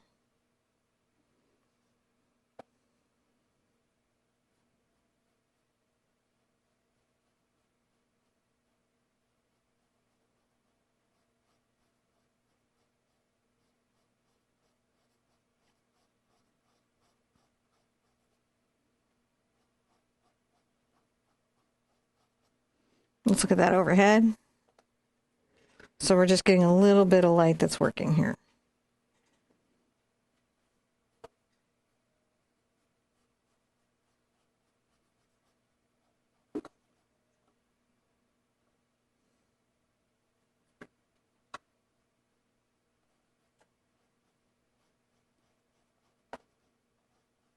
Kind of diminishing as it comes across. Gives that kind of that volumetric effect, which I do like. So nice. Very much. Okay, so I'm going to rinse that brush out and put it to the side. And then I'm going to figure out what I did with my glasses, because I need my vision enhancers for sure for the next part. And when we come back, I'm going to show you what we do next. For the next part, I really need to resolve this sleeve so that I can pull the hand out here and we can start to layer the fur over everything. So I'm going to take my ultramarine blue, my burnt sienna again, and I'm making my gray. I have some brown gray and some blue gray, and I'm going to come underneath here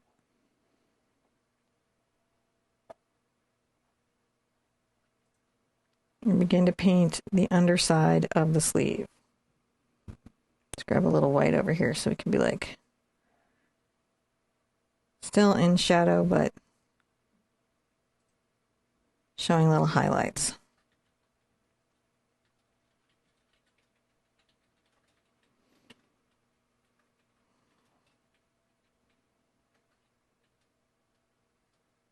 Now rolling the front of this.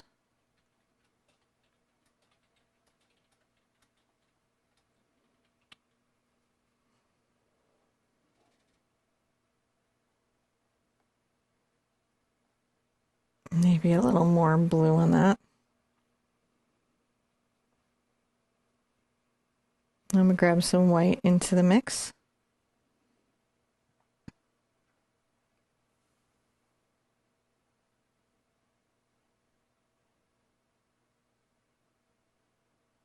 Start to shade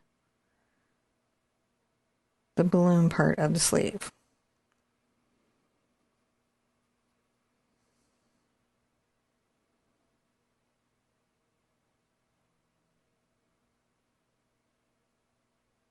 Bring that across there.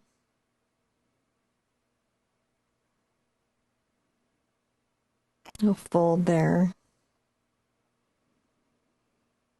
Sometimes I might need to bring in some extra burnt sienna and ultramarine blue to create darker colors.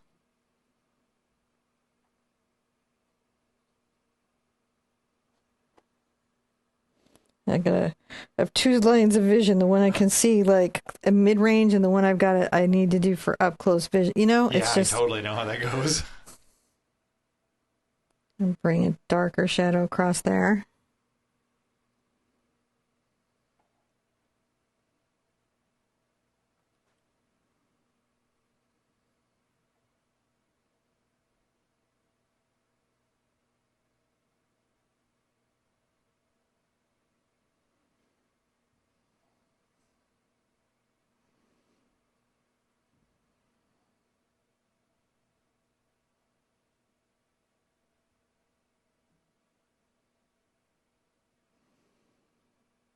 And I want to get a lot more white involved.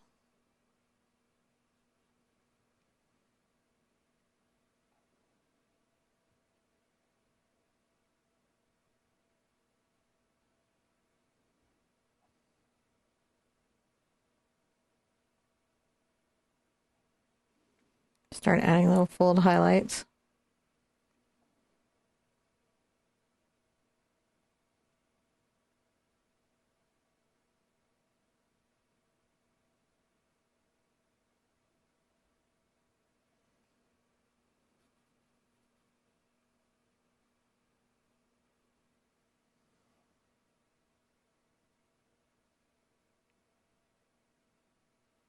So it's still in shadow, but it's a bit of a highlight in the shadow.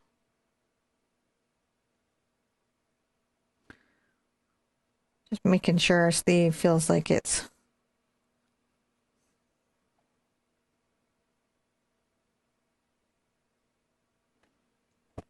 made of fabric.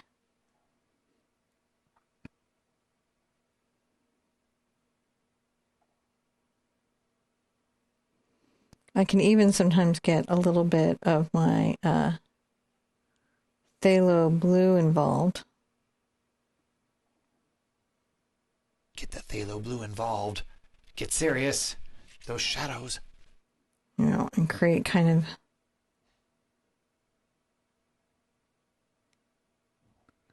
some of those little blue reflections in there.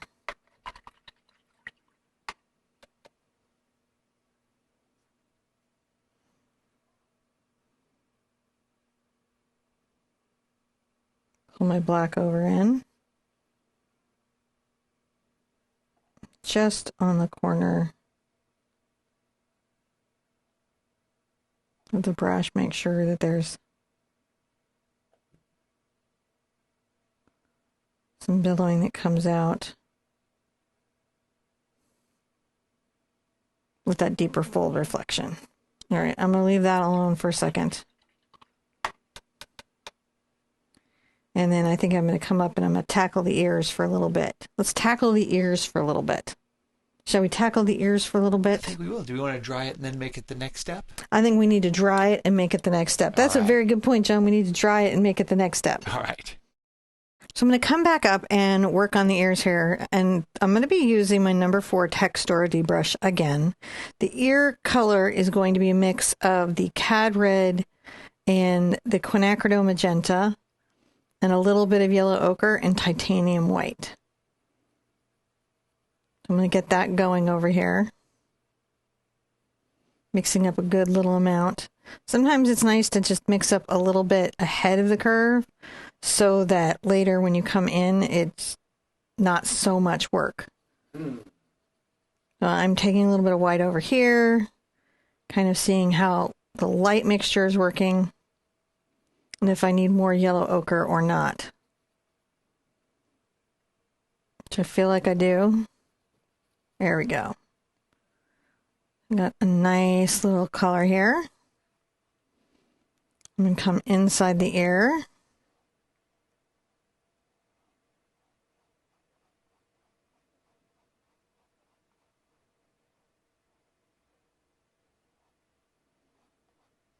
And a little back into the fur, that way I can layer it later.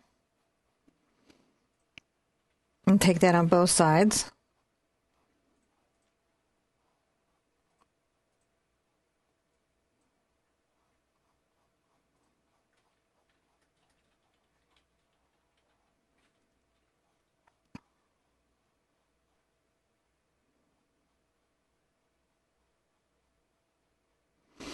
Then I'll get a little bit of my magenta Cad Red mix a little bit further back into the darker color here. And then we'll come to this lower corner of the ear and kind of add a little bit pinker value. Kind of inside the curve here and coming up.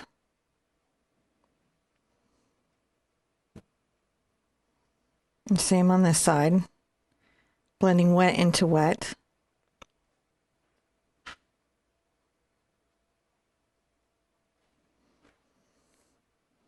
I'll wipe off my brush and kind of like use this brush to blend these two together.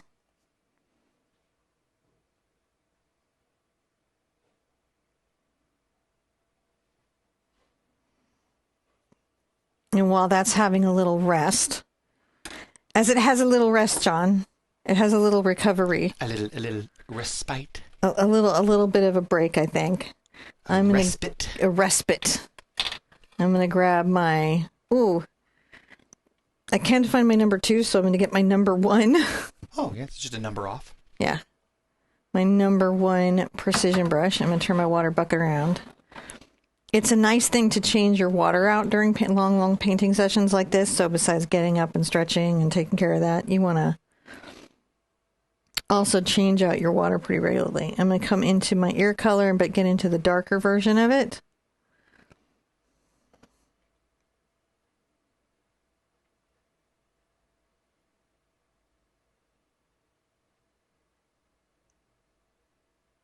Come there, adding a little bit of that pinking. And then get a little bit of my Quin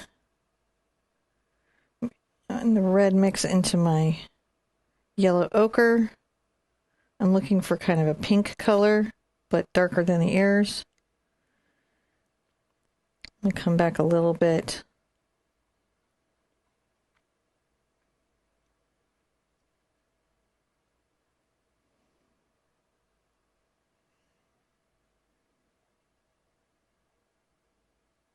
A little bit right there, just a touch.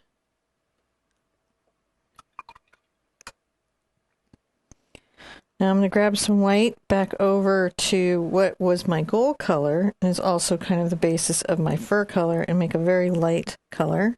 A little more yellow ochre.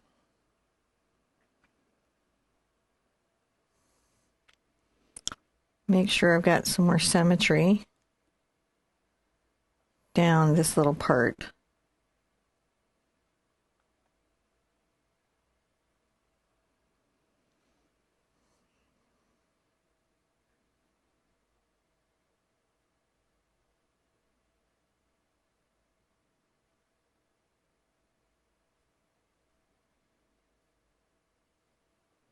And I'm going to be delicately working inside.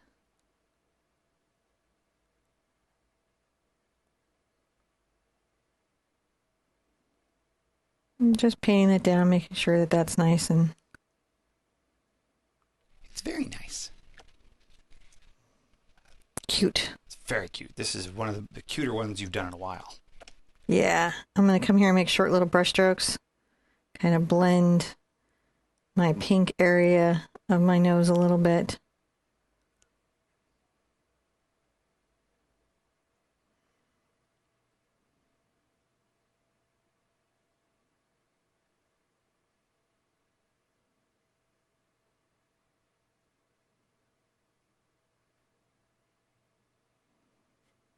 This is a nice way to get that little bit of extra pinking.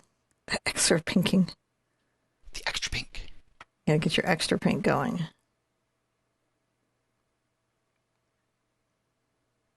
And it's blending, blending, blending. And I'm going to roll this and just try to get as delicately as I can.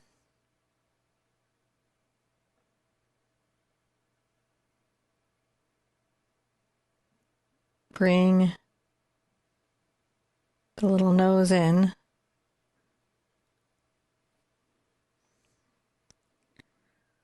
And we'll come down here. I know I'm going to be lightening or shading up later, but this just helps set that muzzle a little bit. So we don't have to be as concerned there. I'm going to take a little bit of this pink color and my fur color and come to the top of the ear.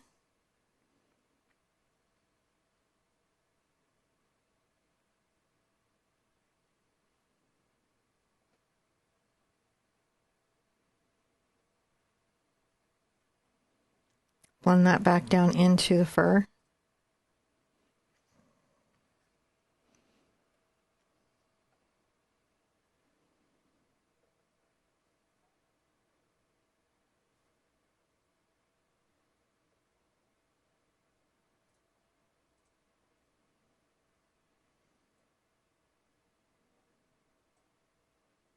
Now, I don't have to be too precious over here because I know I'm going to have flowers and everything up top. So I'm just going to make sure that the ear is sort of layered well. I'm going to paint out all the black here. Don't want any black. And this is now dry, so I can come back and work it again a little bit. And I'm going to get some of the mauve color from my dress that I mixed from earlier, and maybe a little glazing medium.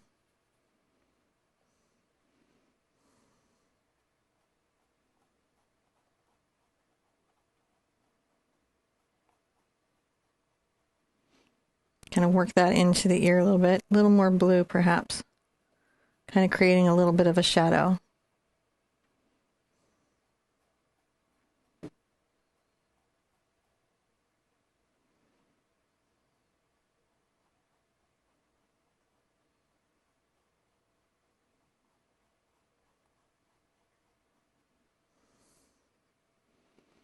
Rinse out.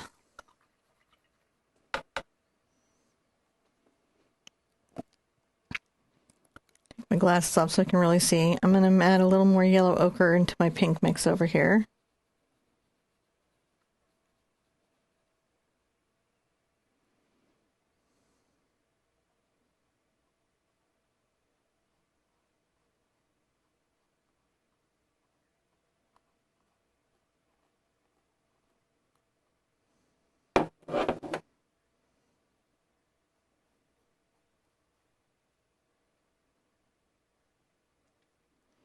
Blend those together. I always thought it was funny how yellow makes it look brighter and whiter. Isn't that wild? Yeah. It's I'm going to take a little bit of this ear color over to my white.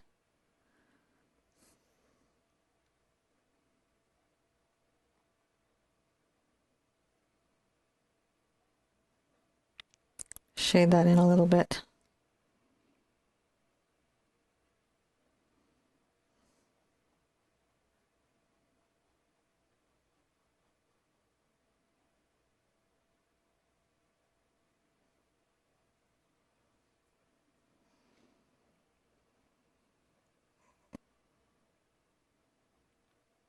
Same over here.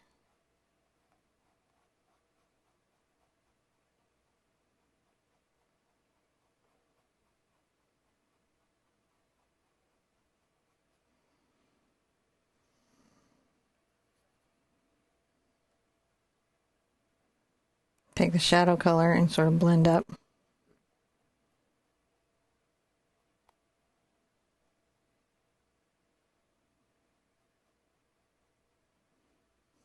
Just getting the shape of those ears going.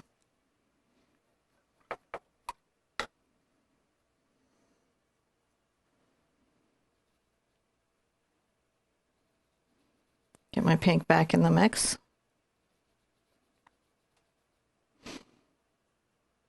Take it down to my light color.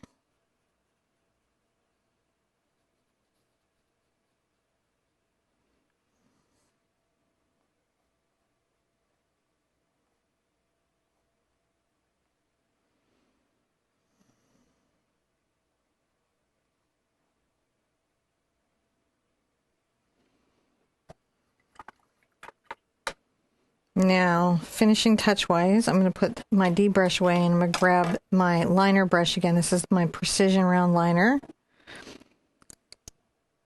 I'm going to take a little bit of my white paint and then we get some glazing medium in it so it's got some nice flow. And work this color, this lightest color, into my pink ear color. So it's just my lightest value. Lots of little mini mixes. And I'm going to very delicately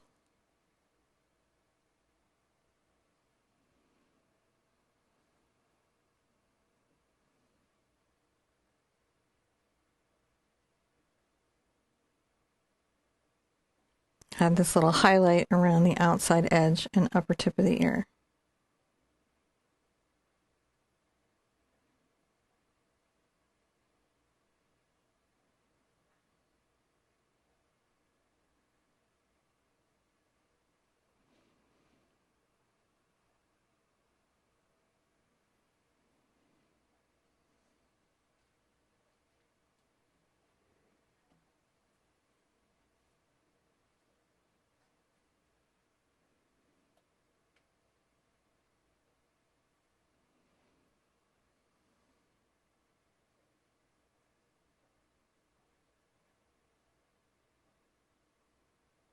Just bring it around. You've got this.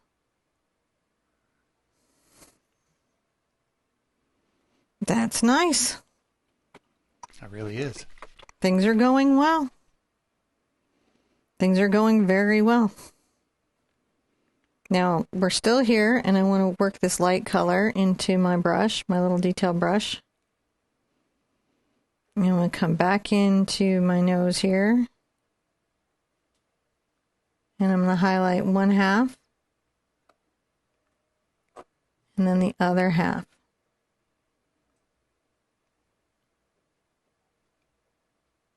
Kind of blend that up. I don't really worry about removing that dark black there. I actually want that.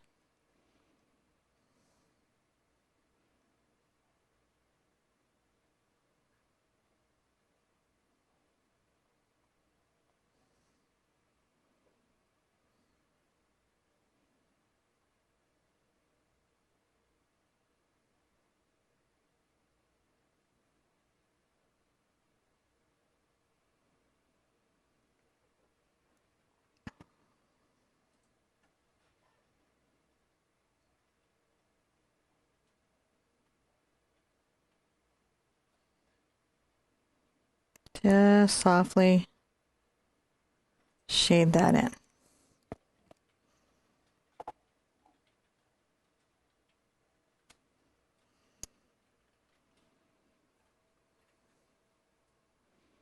Little yellow ochre and white.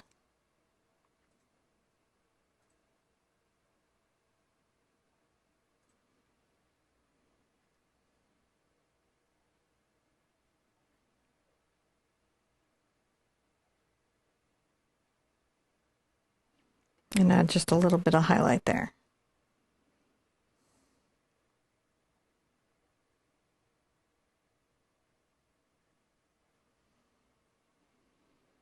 Now I'll always go back into my main nose color.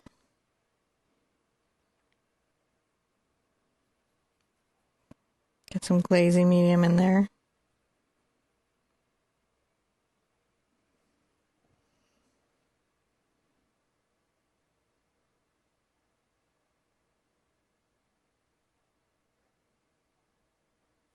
pink up that center just a little bit. Okay, let's call this a step. Dry everything, and then we come back and we'll check what we're going to do next. Make sure you're taking care of your posture, your body. This is a long project. Make sure you're hydrating, you're giving yourself lots of rest. It's okay for this to take a couple of days, you know, or a week to do. These are big projects. Yeah. Give yourself the time to do it. But I'm going to dry this, and when we come back, I'm going to work on the fur a little bit.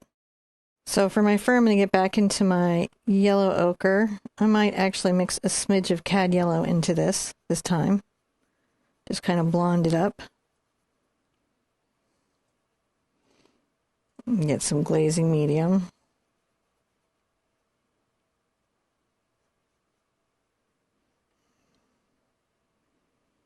And I'm going to start to give the shading of this a little chance. I'm taking my D brush.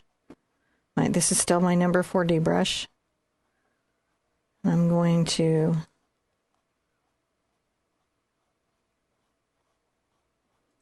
start to get the directionality and flicking of the fur. I haven't even gone into the grainer yet. We're just fluffing, fluff, fluff, fluff. Can't be too fluffy.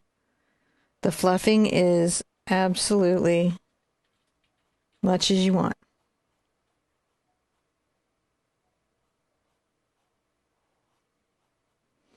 Now where I'm kind of joining down there, I'll go ahead and get a little bit of my nose color. And using this brush here, as you can see, start to blend that in.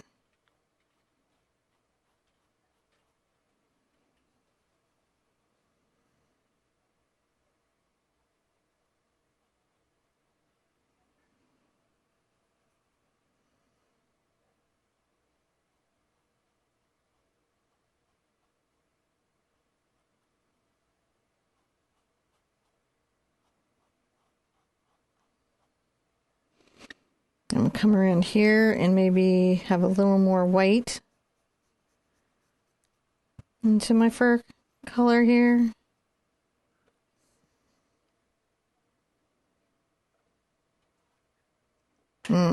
Might get into a smaller brush.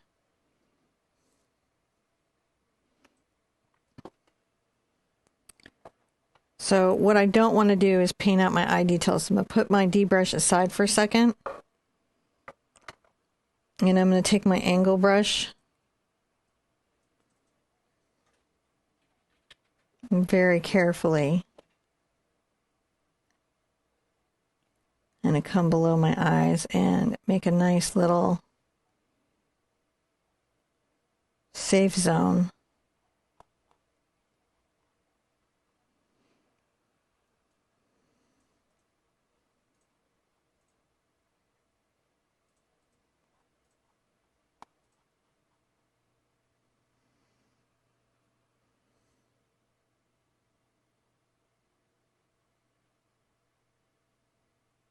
Right around the eyes.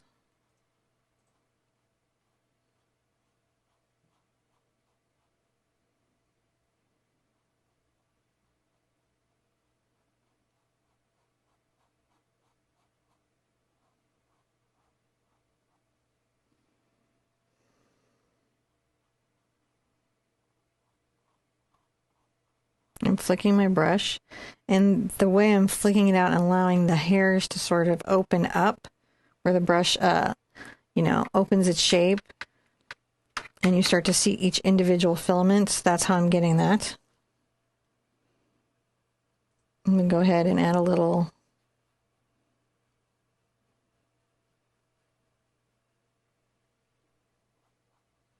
darker color into my mix here.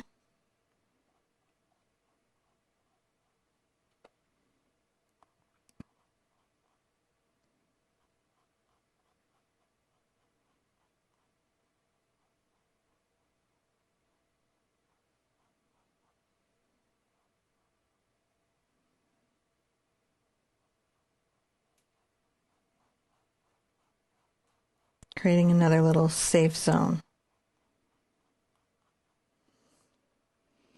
I'll get into my black and brown mix from earlier.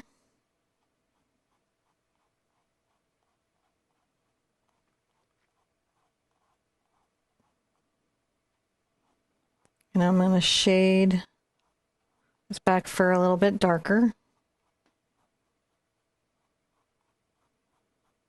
I'll blend it forward. I'm going to blend it with a lighter fur. I'm just going to come in here.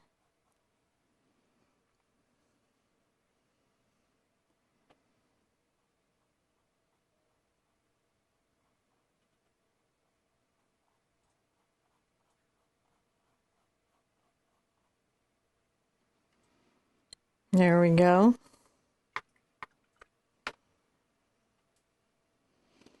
And I'm going to come into my light color again with my white in the mix. Very, very light, very, very bright.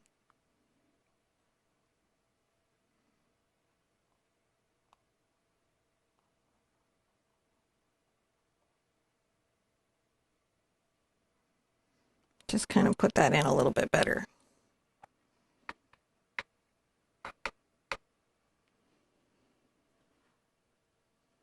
So down low, I'm going to add a little more white into my mix down here, and I'll go ahead and get some of my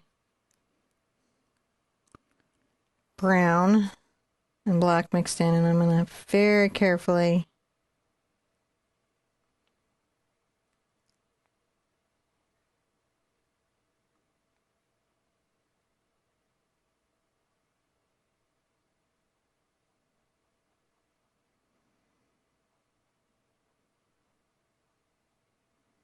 come through here and kind of paint out any black that's remaining.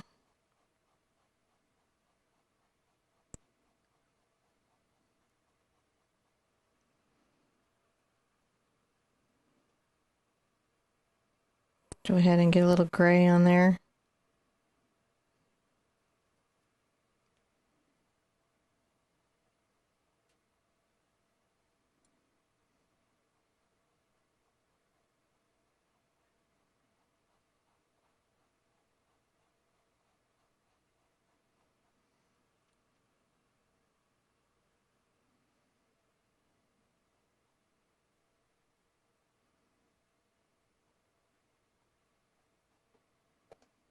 Just painting in the little fur. Little short strokes, just using the angle brush to have control. Get into my lighter.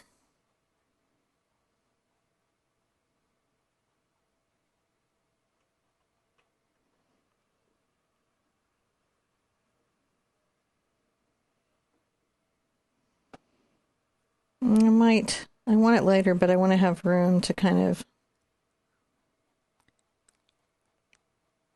highlight up, so I don't want my whitest white.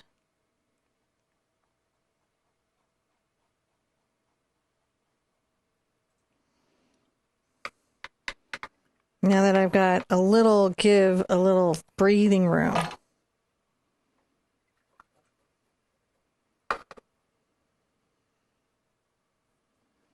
I'm going to take my deep brush out again.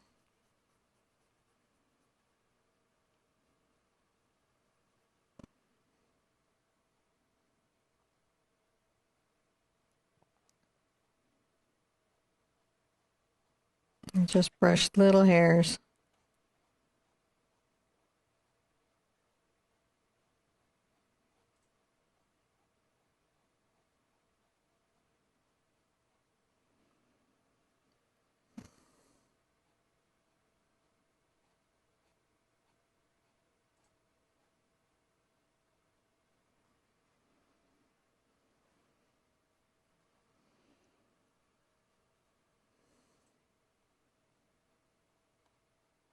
Gonna add a little shadow here so I can paint some brighter hair coming up over.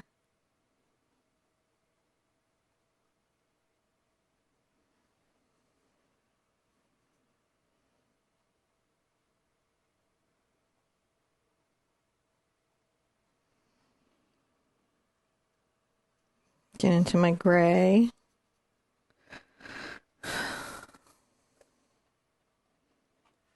Yeah? Yeah.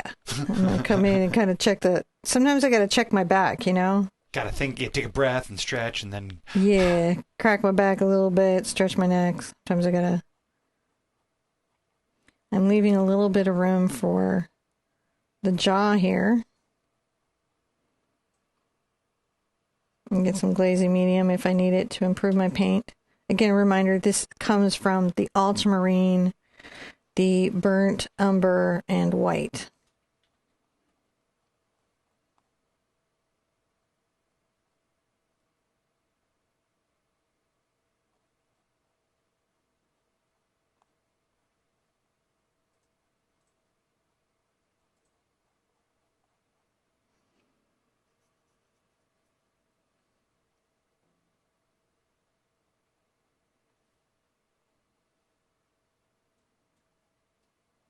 Just working these shadows.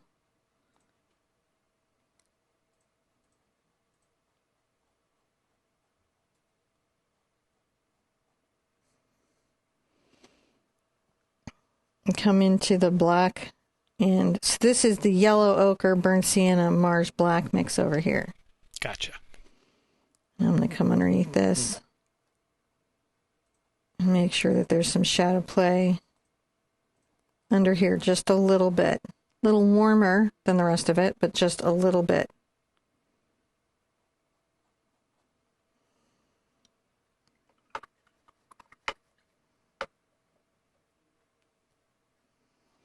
Rinse that. And I'm holding all these brushes out because they're what I want to use as I go through here. But I'm going to grab my filbert grainer. And I'm sure you're wondering when it was going to get involved, but we're going to start getting it involved. I'm going to load it with a little bit of my glazing medium. Come into my highlight color.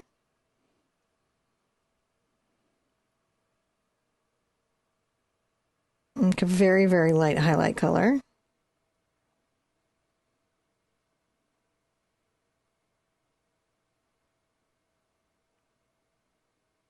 And brush a little flow of fur down.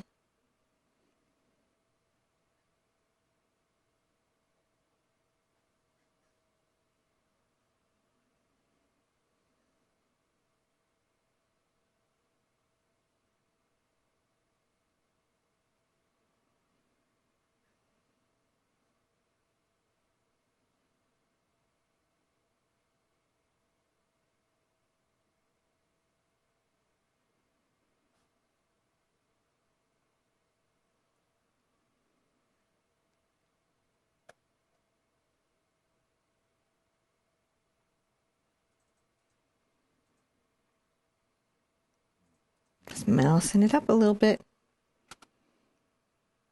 Glazing medium.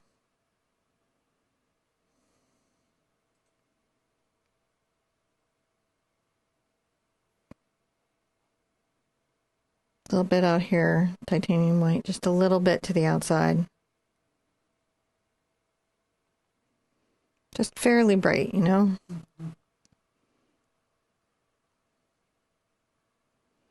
I'm going to start coming into what was my shadow color.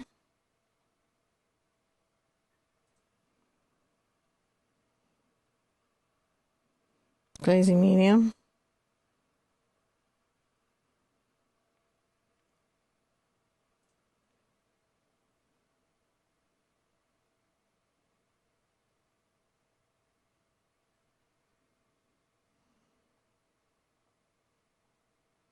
Just brush strokes flowing with the direction of the fur going over the little bodice.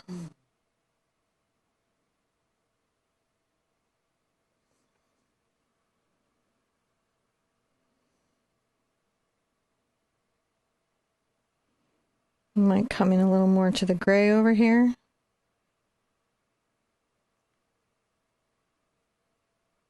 I haven't rinsed my brush out.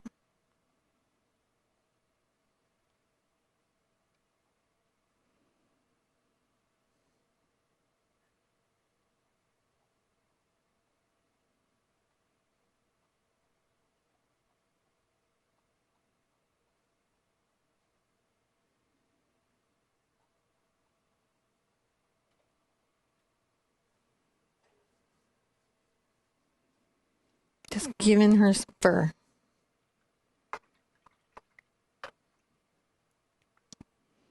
All right, let's dry that.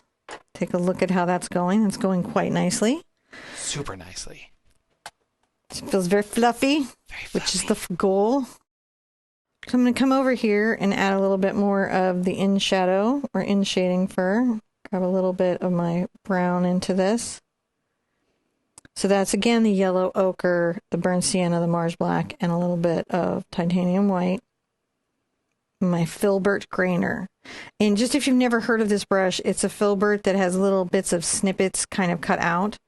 So what happens is that it will create these little hairlines that are so awesome to work with. I start here, very careful around the eye. I'll still have to come back and, you know, delicately piece that.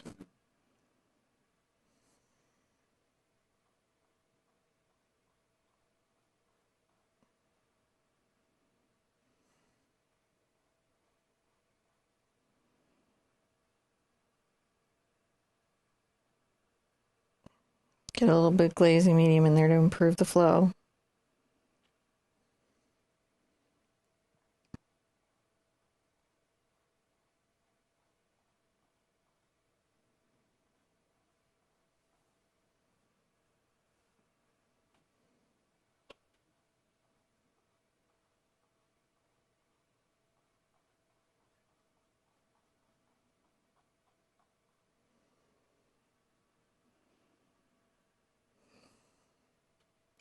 A little darker color for here. Little brush strokes there. Hmm? Just little brush strokes. Yeah, small little brush strokes. Exactly right. Small little brush strokes.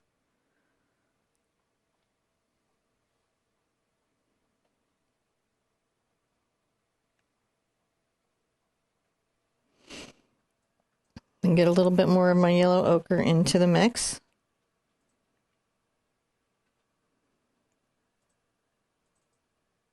And then I can get a little more into the titanium white.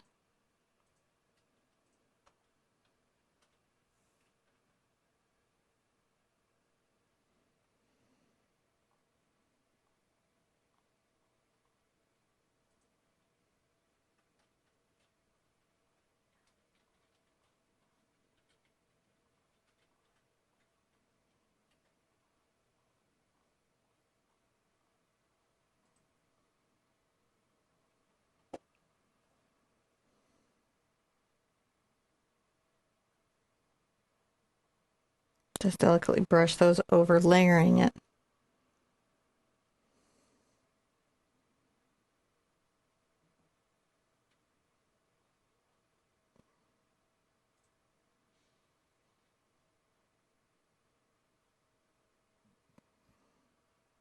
Continue the layers.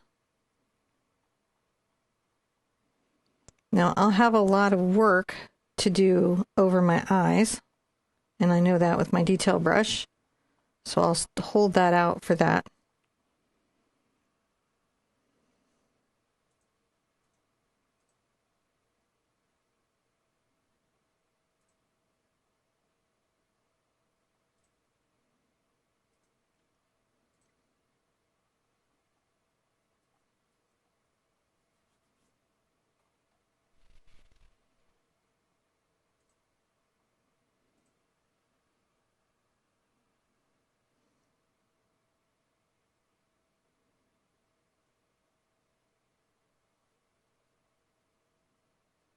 Just blending the nose in just a little. Looking super nice. But nice though, mousies.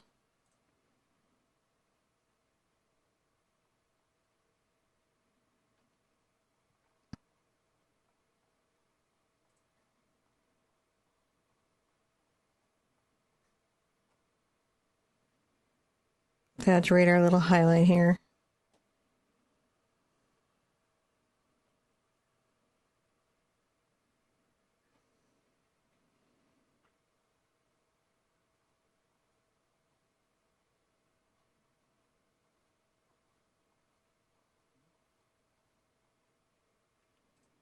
Bring a nice little run of hair more in my white now. still in my fur color, and I'm moving more into my lighter value. Because what I'm going to want is a lighter value here to the outside.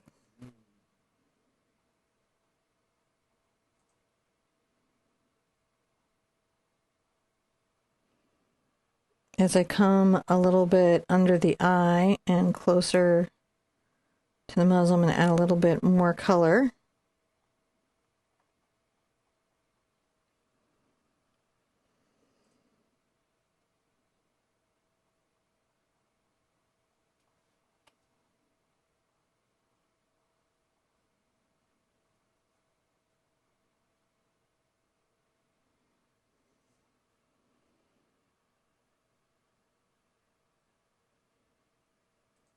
A little more white.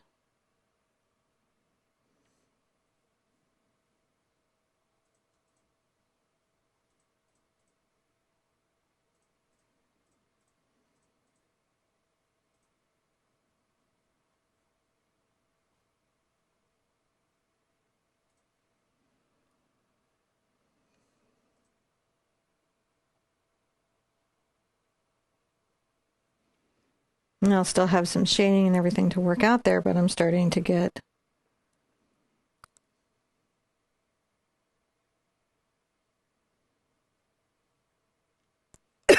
excuse me, highlighting above the eye here.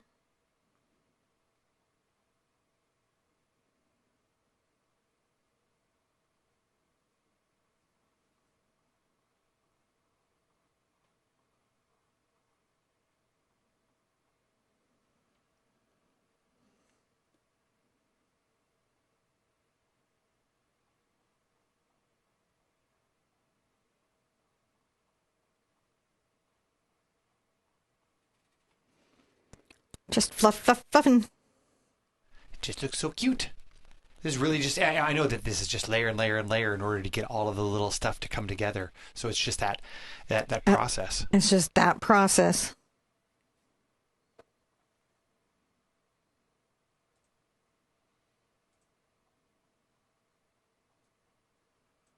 Down more into my in the shadow fur.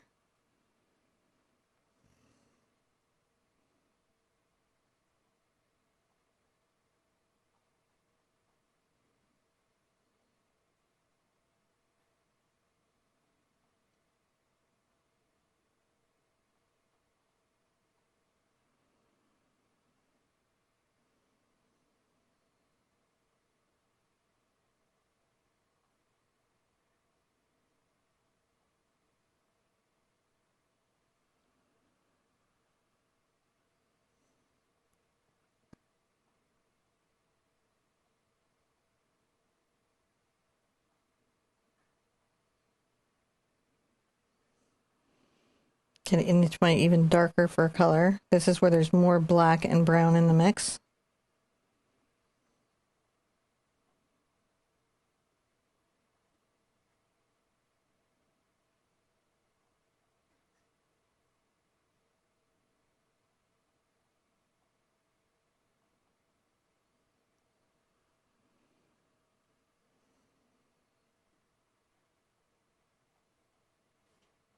A little highlighted there. Just carefully working around the eye.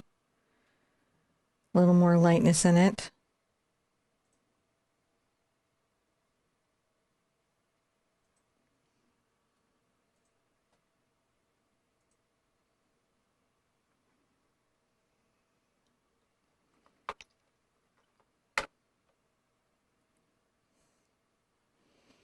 I'm going to come and get a little more of my white into my gray.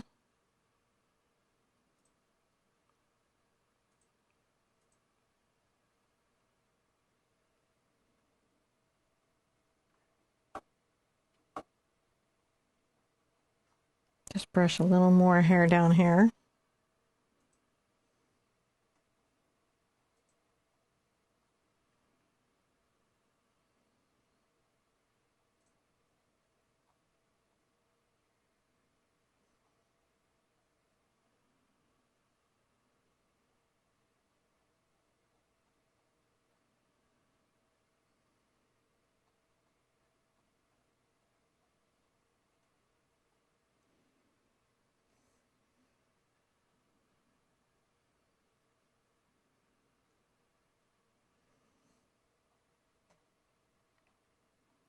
A little bit of my blue-gray.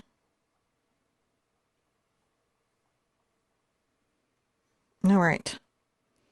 This is a place where I'm going to dry.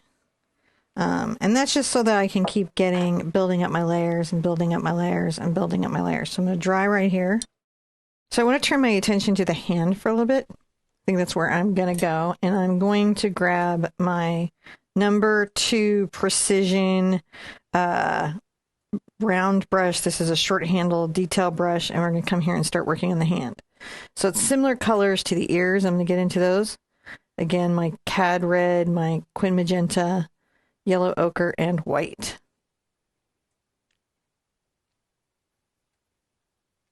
I might go ahead and add a little glazing liquid to that, just so the flow is improved.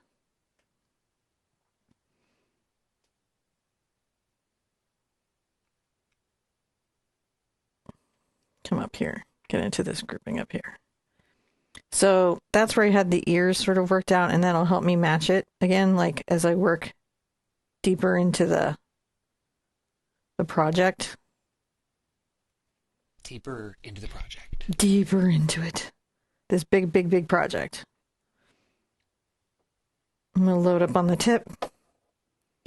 And then I'm going to come here and definitely add this pink.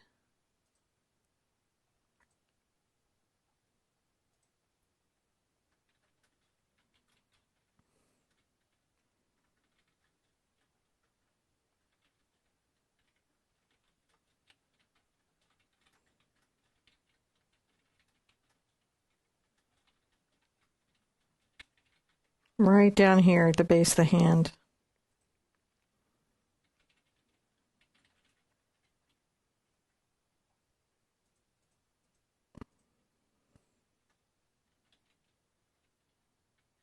Pulling that back up in to the little mouser. Lovely princess mouse.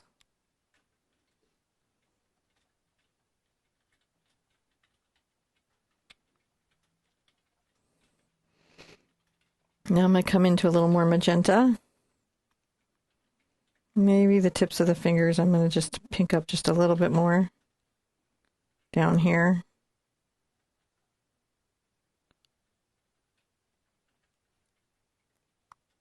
A little bit maybe at the knuckles.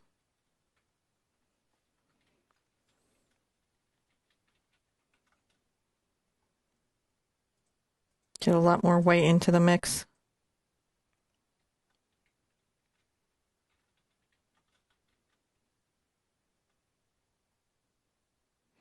One of the nice things about the Stay Wet palette is if you're doing a project where you're working over several days, I'm going to add a little highlight here. The top of the hand.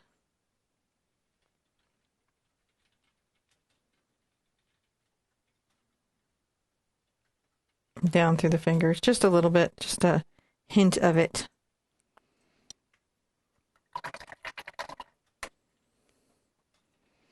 I'm rinsing out. I'm grabbing a little bit of black and brown. And the reason for that is that there's sort of a smidge. I'm going to clean up the line here.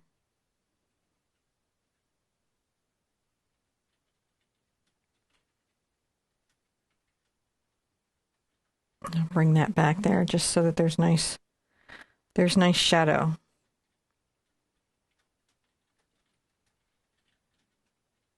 And also come around the fingers and just make sure that there's a good shadow happening.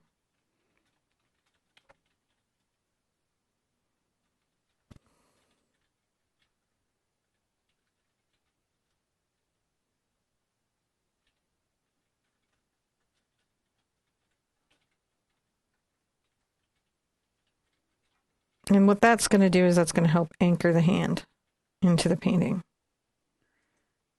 You really want to pay attention to things like this when you're trying to create a sense of realness in such a fantasy subject. Having objects block light this way is one of those things that can give some credibility. And that's what you're really doing, is you're creating credibility in your design for the viewer, where the viewer believes you. Right. Which is sort of fun. I enjoy that very much. And, yes. the suspension of disbelief.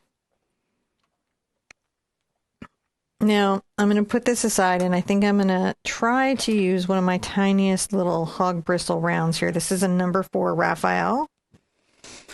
And I'm going to get a little bit wet.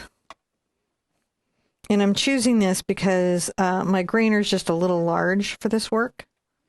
And I'm going to come into my fur color again, which is my yellow ochre. I mean, at this point, you guys are probably like, ah, fur color. Just getting back in there. Getting some white going. Mixing that up. And then I'm going to come here and start to brush out a little bit of what is... Oh, the furs. A little bit the furs.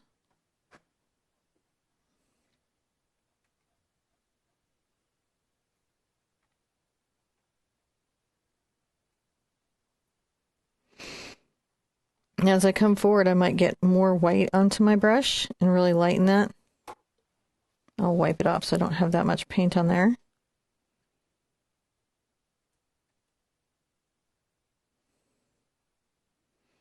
Kind of highlight this outer edge a bit, like a little bit of light is catching it.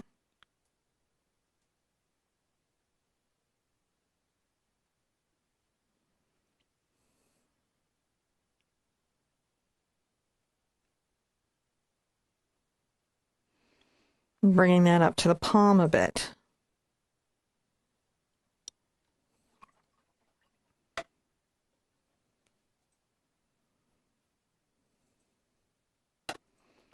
And then I also want to get my purple, I think is what I'm going to do, my magenta and my ultramarine blue.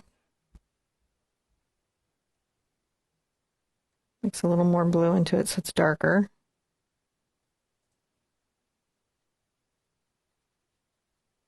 And I'm going to get my glazing medium on it. So I just pull that over there so that, you know,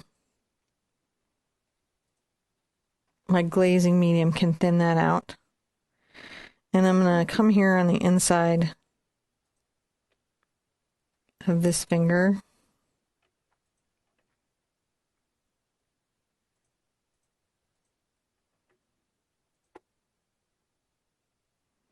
Just kind of add a little bit, just a smidge of a shadow under the knuckle and on the inside of the finger. And I wipe off my brush on the towel because I'm just, again, wanting just the smallest amount of color here.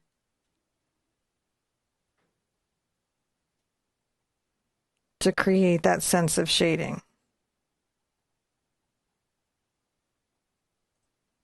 A little bit down on this sort of little thumb. And so that sort of pushes those objects a little further back and creates, you know, that sense of shape. Come back with a little highlight.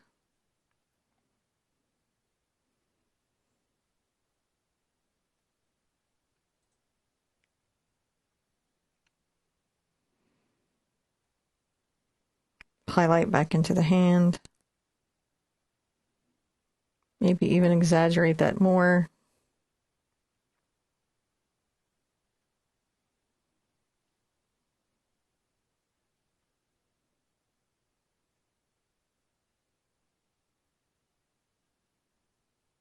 Bring that back in. And I think that's a very nice hand. Let's look at that overhead.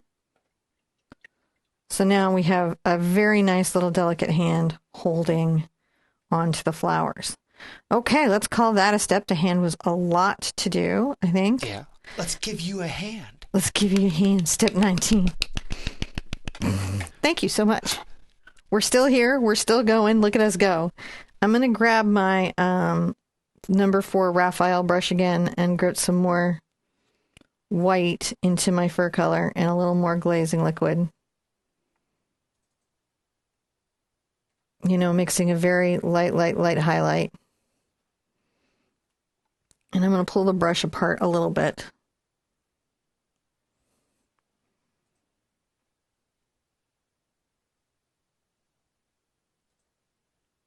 And just come here and highlight a little of this fur coming down.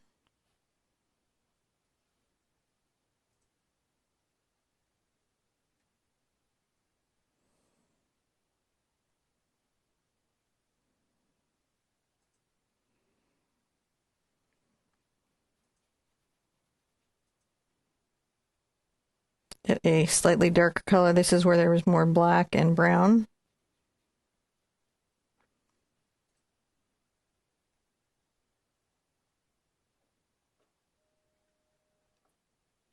Kind of brush a little highlight there. So we're just kind of making sure the fur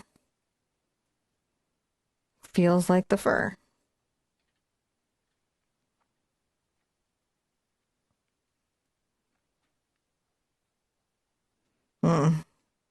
I do like the control that the round is giving me, but I think I'm going to grab my grainer again. I like my grainer.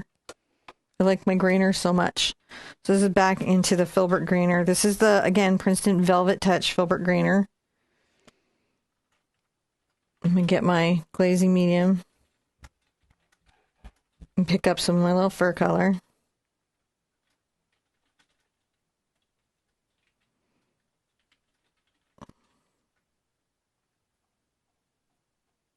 And even though this fur is kind of in shadow, I still want it to look like it's part of the same mouse.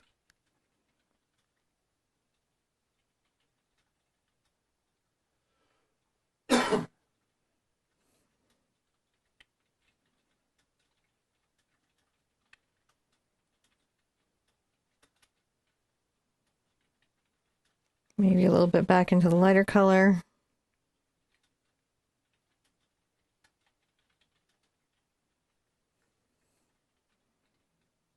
Some highlighting hairs there. And really back into the highlights.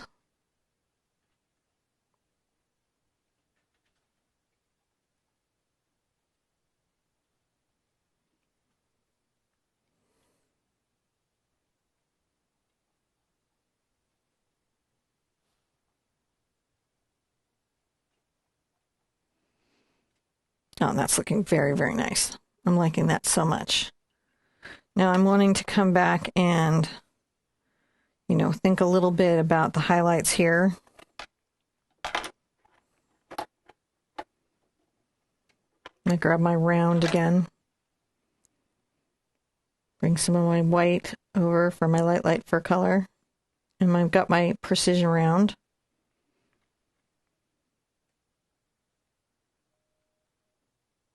Kind of come under that eye.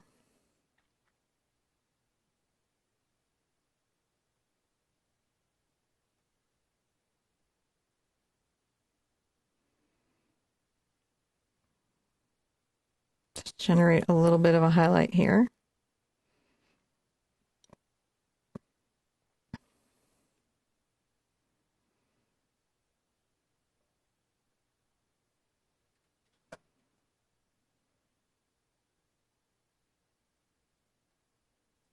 A little bit right there.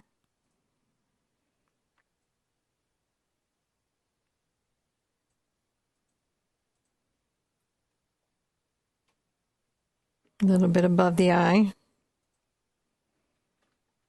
Very, very light here now.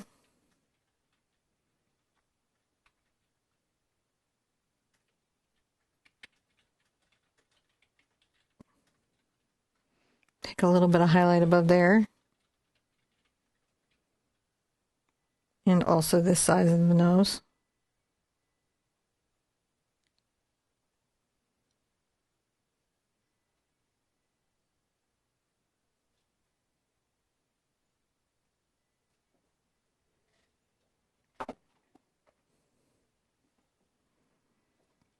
And a little bit on the outside here.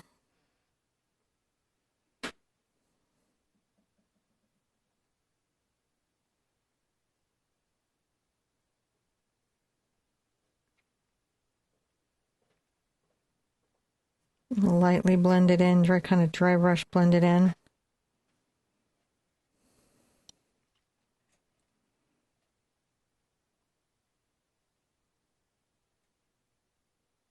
A little bit on the underside of the mouth. There's almost like a glow here.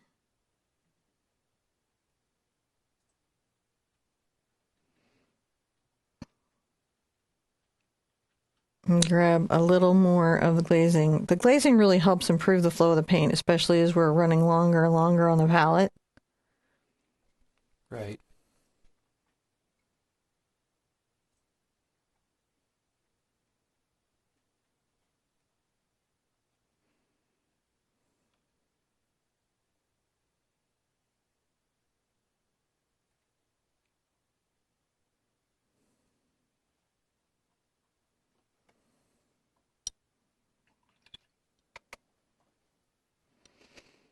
go ahead and get a little of my black and brown again.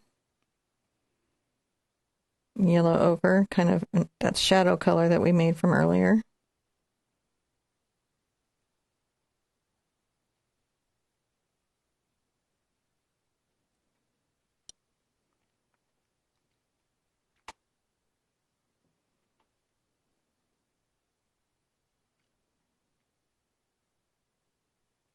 And find the soft shadow that we're going to put to shape out the little muzzle here just a bit.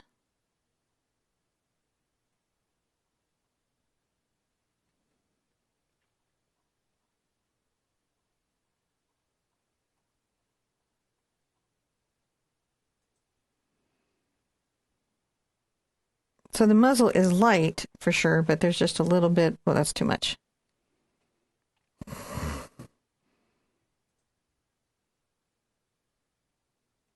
Okay, just take a lighter color and blend that out.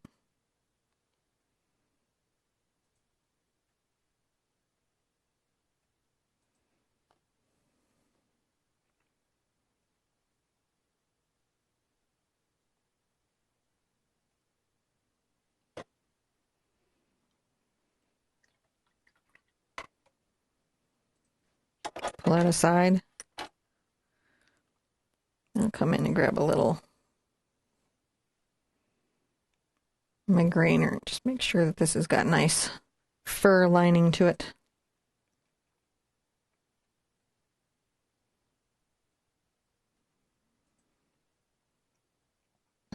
Grab my highlight color again. Grainer again.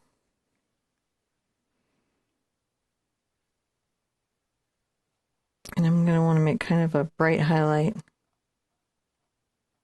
Almost in a triangle.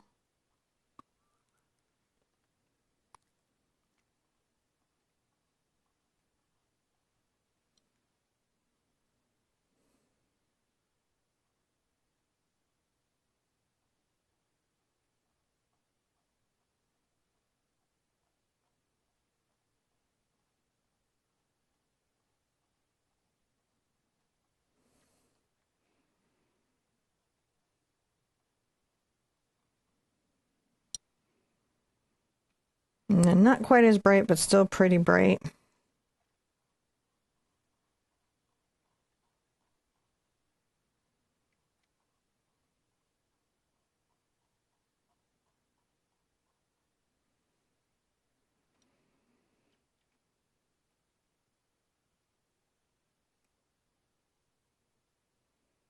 Maybe a little more yellow ochre in here.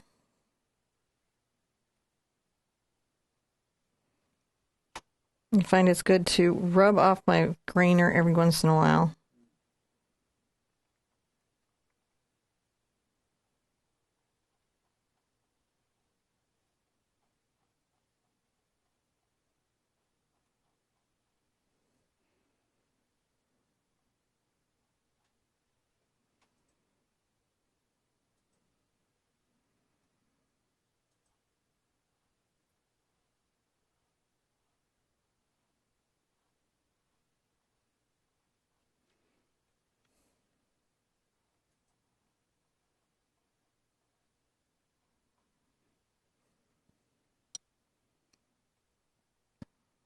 Grab a little bit more of the shadow one and some highlighting to it. So again, it's really kind of, a value study as we go through here.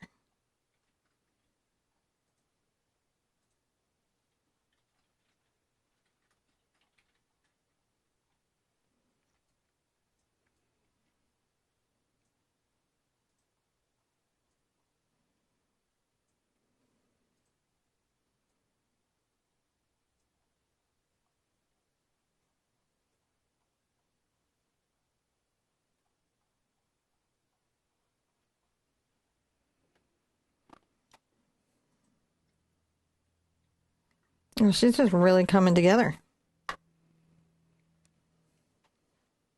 Taking a look at her from overhead, I think. Yeah. So she's just starting to take shape now. Totally is. Right? Her personality, everything about her starting to become, more noticeable and everything on the surface. of the canvas, and I'm loving that very much. Okay, I'm going to dry everything. Yeah. Did you see that coming? I saw that one coming. You saw that one coming? I'm going to dry think so. everything? All right, I'm going to dry everything. So, I'm going to continue to look around and see where my value needs to be picked up. I'm going to get back into my grainer, and I'm like wanting to balance out my nose a little bit. So I'm going to come and get a toned down highlight. And this is really the dance.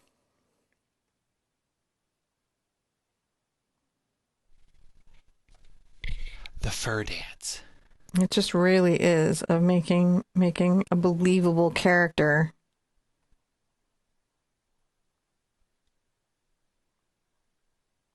On your surface.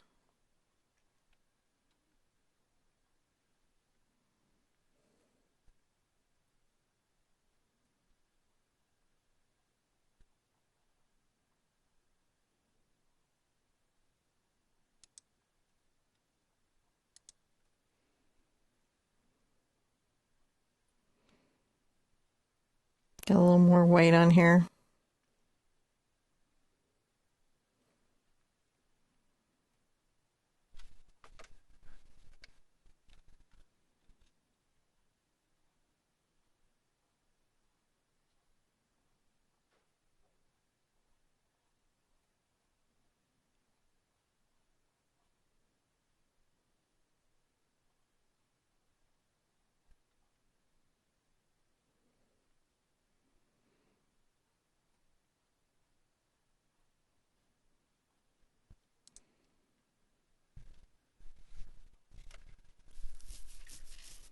Just another little highlight on the fur.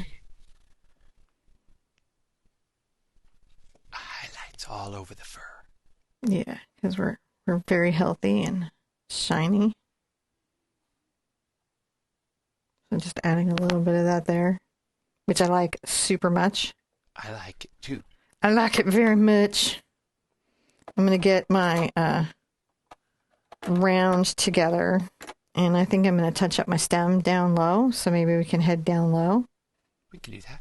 Head down low. Gotta go low. And I'm going to grab a Same little step, bit. you think? Yeah, it could be a different step. It could be the same step. We'll do a new step. All right, new step.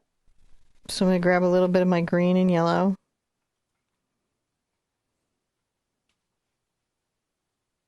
Tone it with some brown.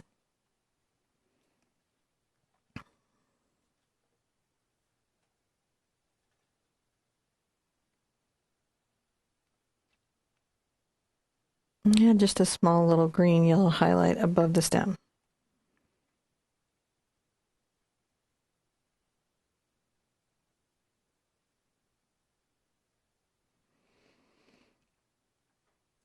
Get a little brown. Get a little green. I'm going to grab a lot of yellow.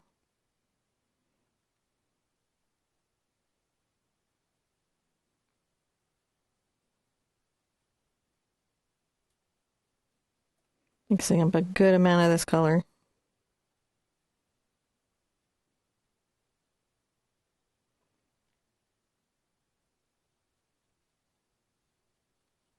A little more yellow. I like to have a couple in there, a couple of greens in my pocket. Some different greens to mix it up with. Mm-hmm.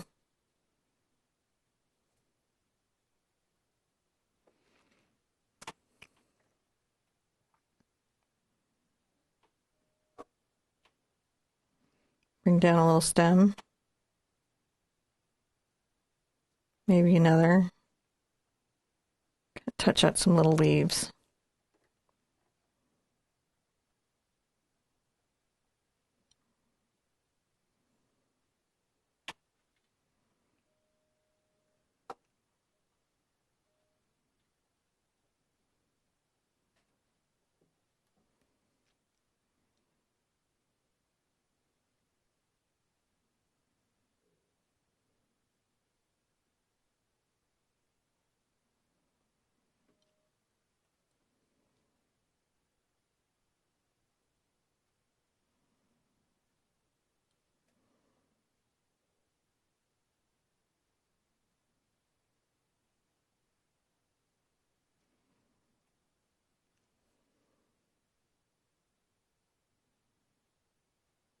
Just touching on some little leaves.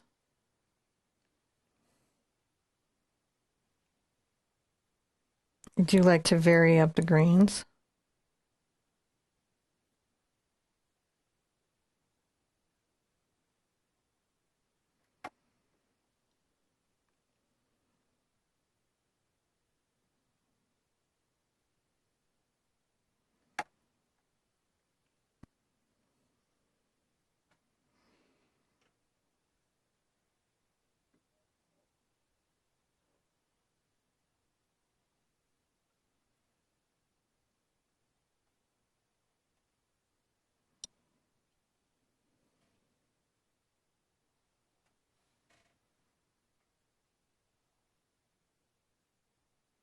Curl some stems back.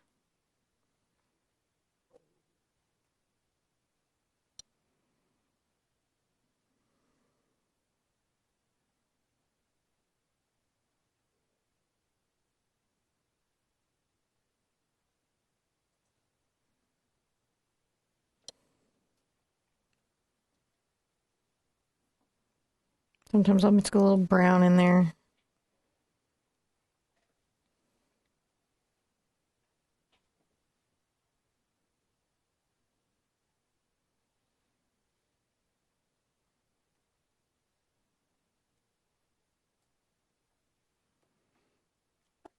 Just a little something. I think I'm going to add some up here.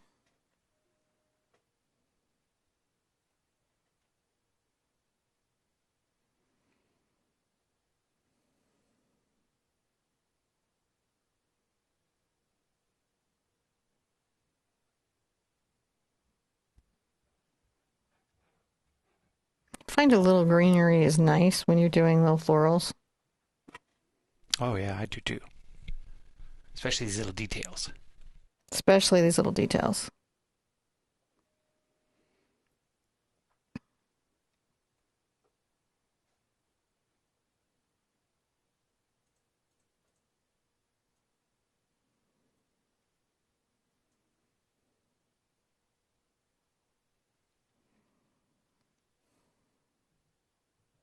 And again, these little details, I think, add to the credibility. Oh yeah, I do too.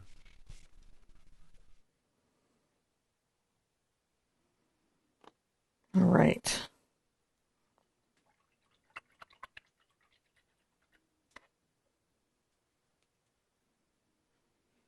Definitely want to call that a step. That's our little greenery step.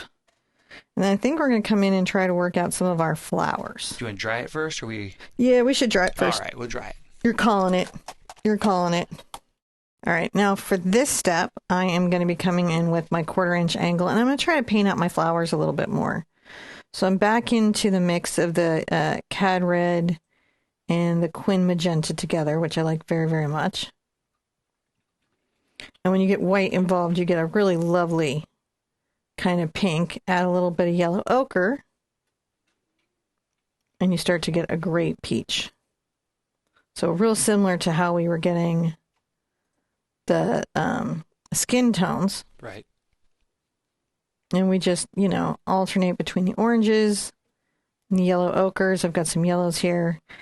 And we're going to paint some different flowers. These are kind of like now that we have the base underpainting, I'm going to use the shape of my brush to help me get these flowers. So I'm going to paint 1 petal, 2 petal, 3 petal, 4 petal. Sometimes I'll do 3. Sometimes I might get more kind of like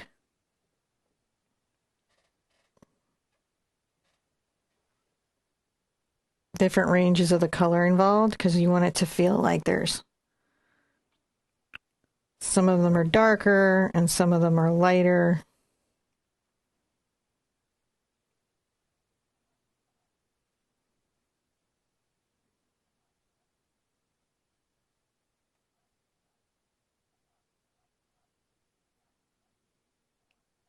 Just using this brush to get that.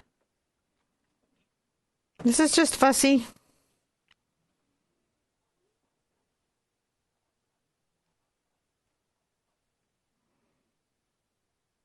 You're just in the fussy segment of this particular painting.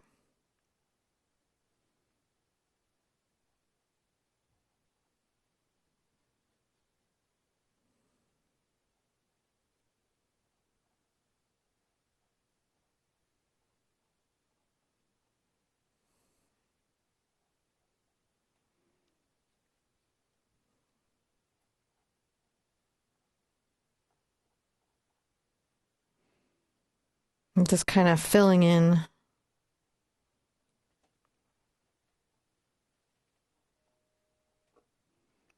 where these little flowers are. Get maybe a little more yellow in there.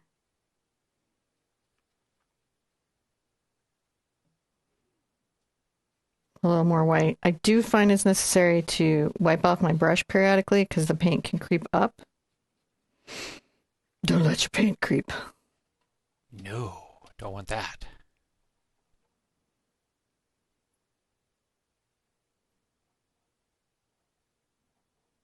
Again, sometimes 3 petals. Sometimes 4. Depending on where the flower is facing.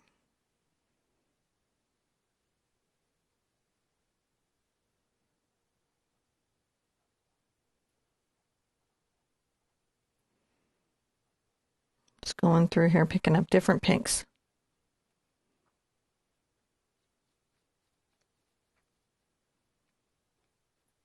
The glazy medium to improve the flow.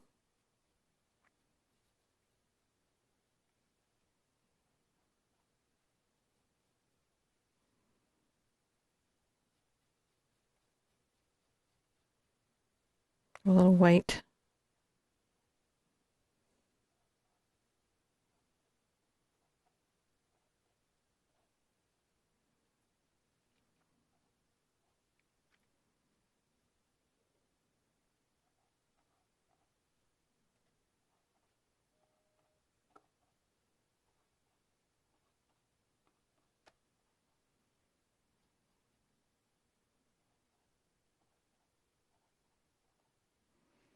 So I like this method of going through this range of colors because it gives me lots of different flowers easily.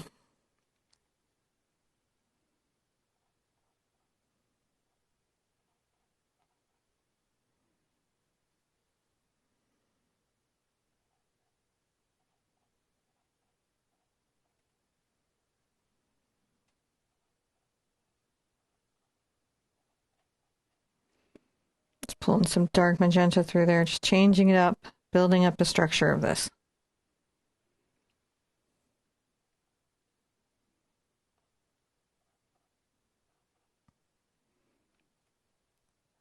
I want this to be quite full.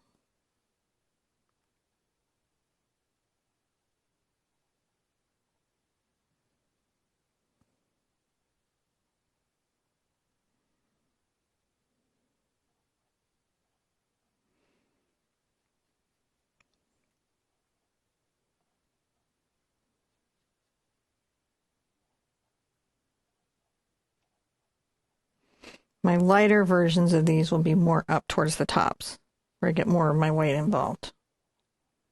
This is kind of our darker pinks. Yeah, I like the pinks.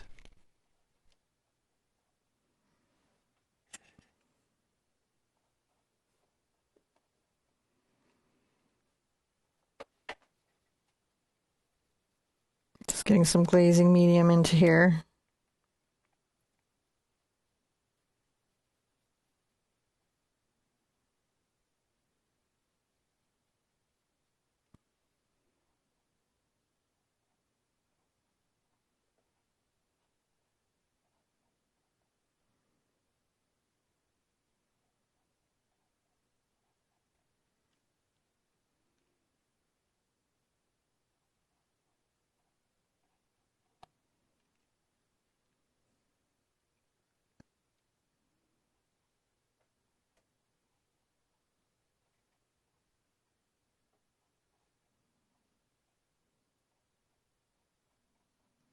I want it just to feel very solid. Just full of flowers. Just full to the brim. Now I'm going to kind of pull off my extra paint. Grab some white.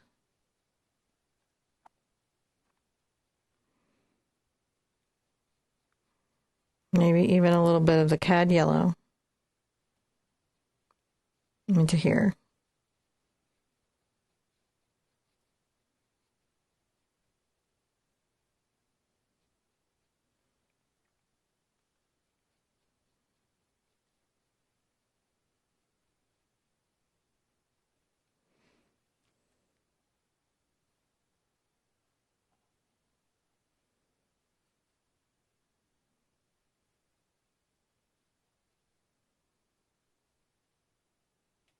A little bit of glazing medium.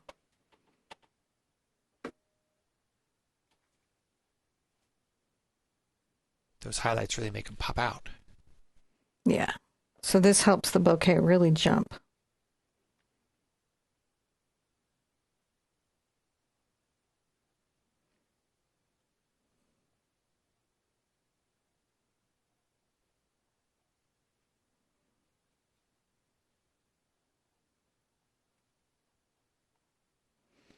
And it's okay if your new layers kind of paint out your old layers a little bit. Because they just sort of build layers. Yeah.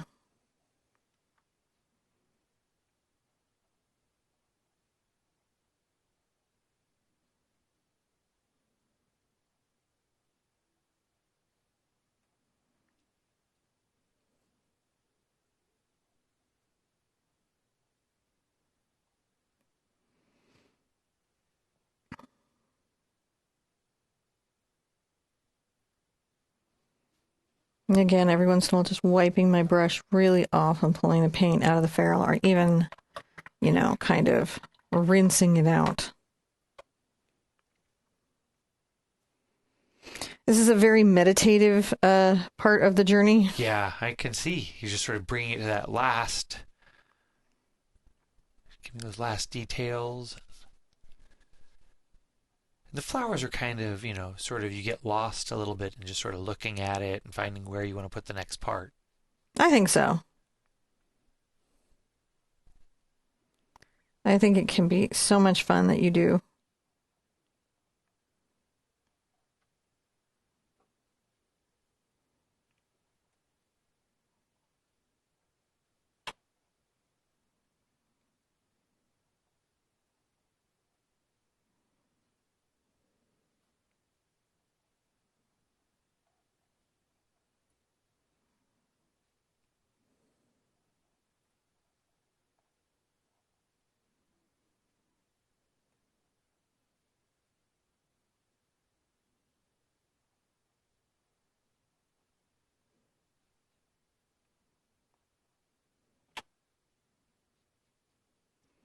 I'm just really trying to dance through the color. So, you can talk about how you're deciding where you put that. You're just sort of looking for a spot? Mm-hmm. Like a puzzle piece that I'm putting together. I know that I want my highlights to be more up top, right? I know that I want this to sort of take shape that way, and I know I'm making these little 4 centers kind of coming in, and that helps this take on that feeling of a very full, almost, they're not hydrangeas, but they have that kind of feeling of a hydrangea. Sometimes when you paint flowers, you can avoid painting like an actual specific flower, but by using what you know from certain flowers, lilacs, hydrangeas, create something that's really... You get flower feelings. You get great flower feelings.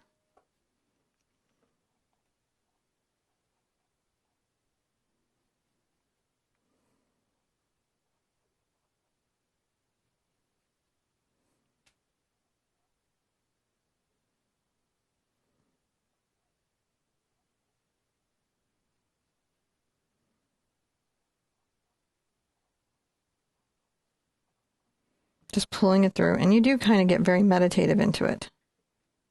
Yeah, I can see that. I think it's one of the more relaxing parts of doing the painting.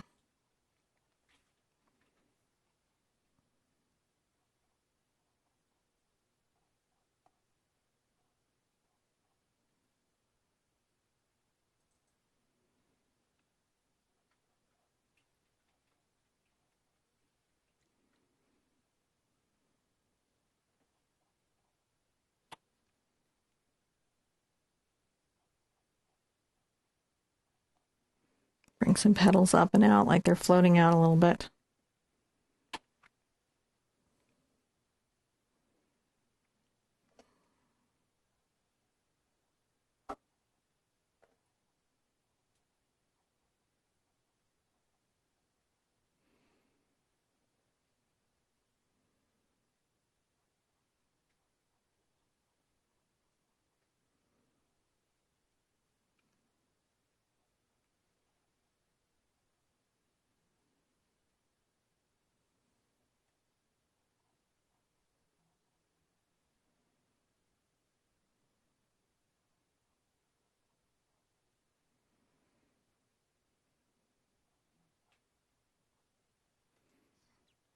That looks very nice. So let's take a look at that overhead and see how that's taking shape. I think that's taking shape really, really well. It just looks like she's really holding something gorgeous. I love it. All right. We have up top. We could call this a new step. Call this a new step, all right. Yeah, because we just did that zone. We can come into a new zone. I'm mixing some more white in. More glazing medium. Making sure I've got plenty of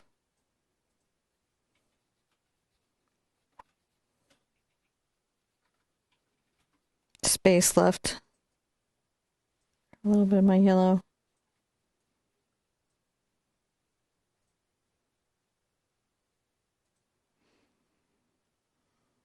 So I'm going to come up here.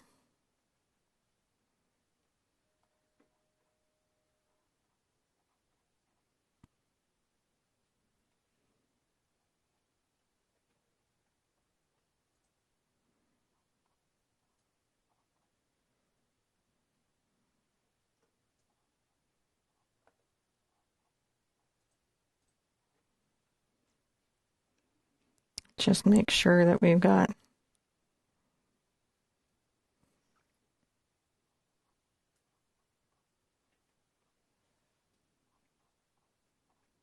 a sprig of these up top as well. The sprigs. Yeah, because we've got them sort of faded into the background in the back.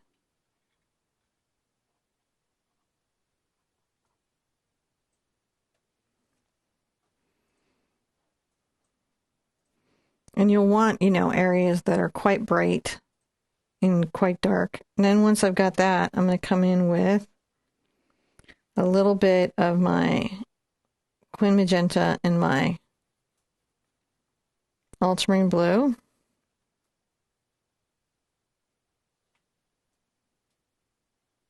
I'm going to find some centers.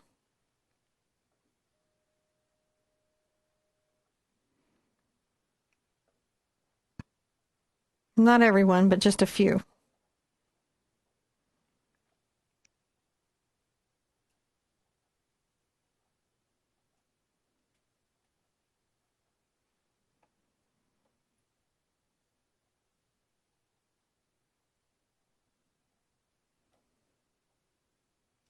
Didn't that just pull them all together? Yeah.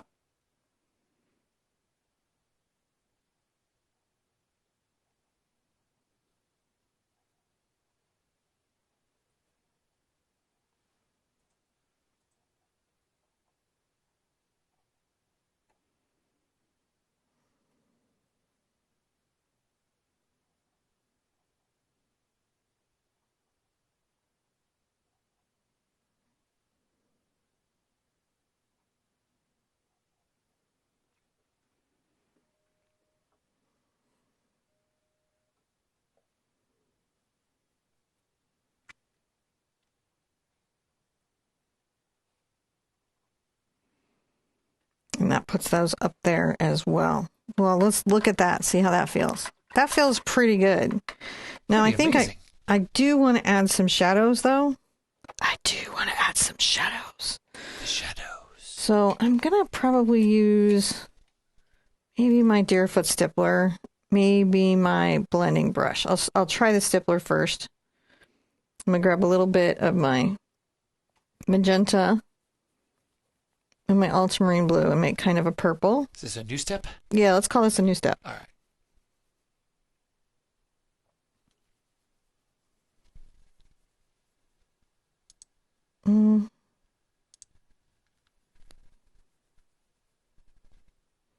I'm going to wipe that off on a paper towel. And I'm going to build this up slowly just to make sure I don't hate it. Hold on a second. I think we're... There we go. 23. Skipped a step there, I think. I'm going to add a little bit of this shading.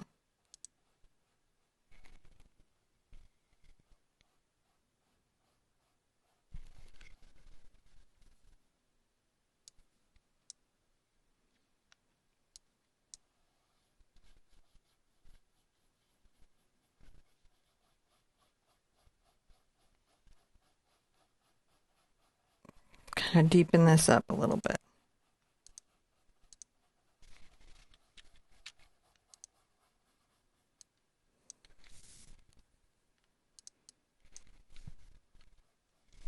So what's nice about the glazing method that I'm doing here is that the work I did for highlights and stuff remains, but I can create kind of a cast shadow.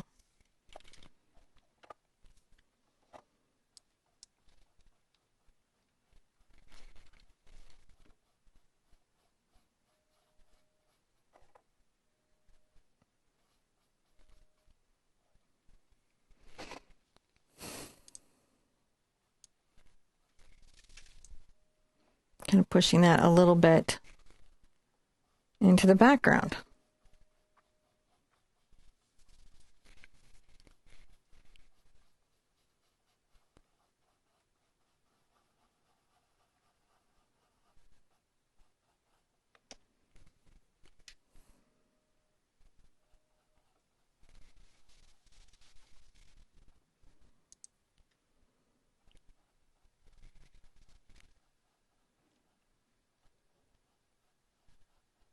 Come along there and kind of drop a little purple.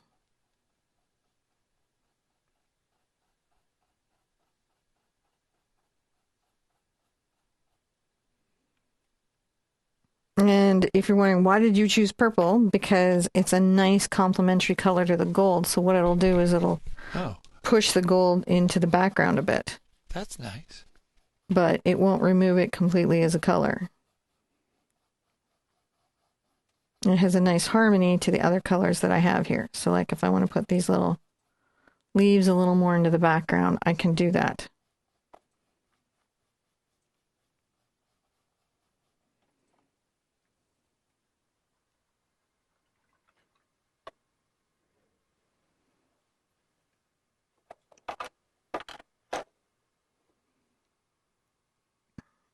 Get a more blue on there. My little round brush.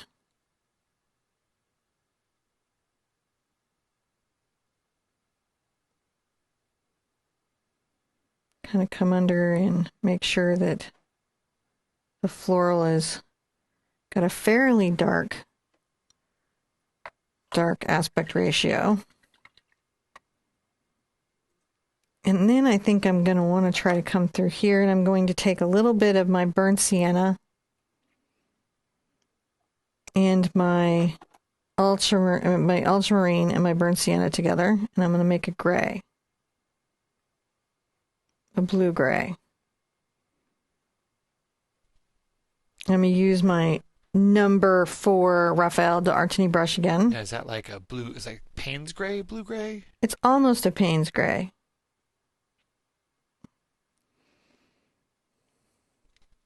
Look at me asking color questions. Great color questions. And I'm going to try to add a little shadow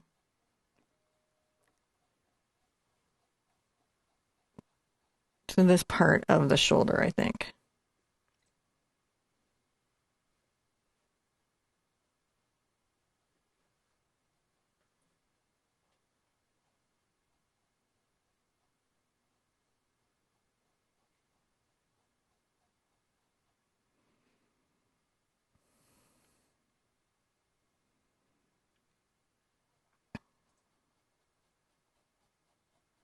Maybe across this breastplate here.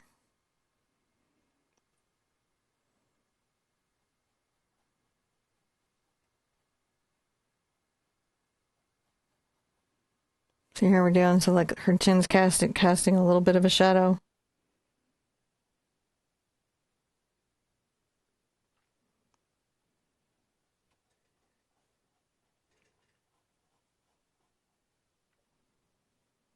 Again, it's ultramarine blue and burnt sienna.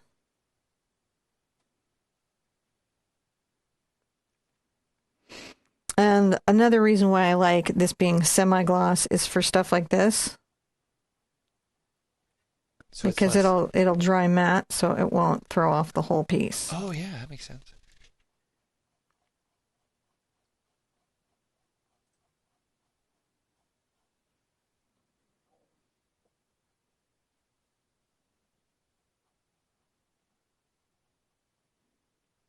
Go ahead and darken this eye as well.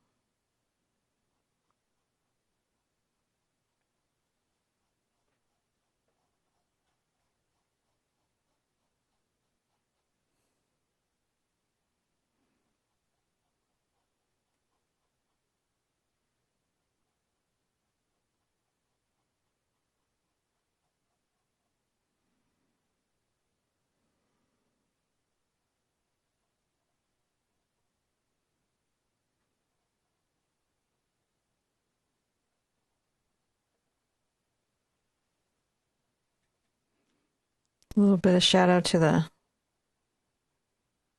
front of the nose.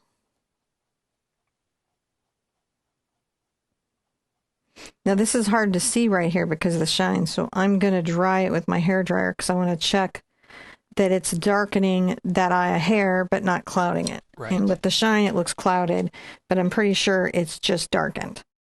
So drying that, I can see where everything is at, and you may need to do that yourself. I'm going to continue into my gray color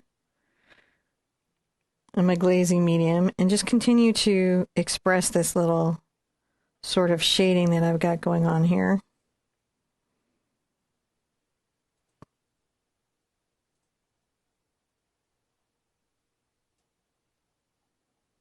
This is one of those techniques you've got to be careful. You don't want to paint out all your hard work, so you do want it to just be a glaze, so you can see all the work that you put into it. Just a light. Yeah, it's a use less is more kind of moment, you know.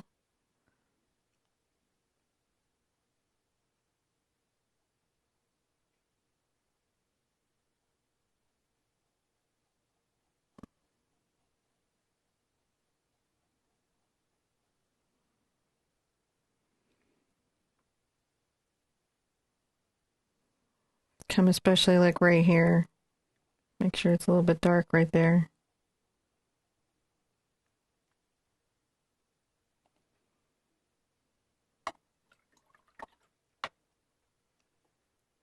Can also come through with my purple color a little bit and make sure that some of my flowers are a little more in shadow as well.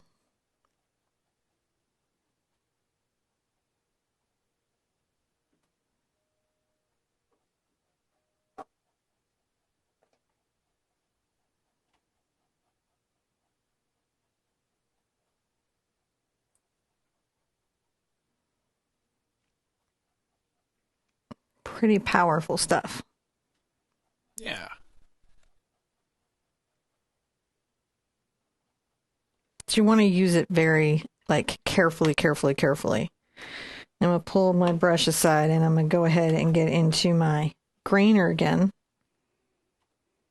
and get into my fur colors.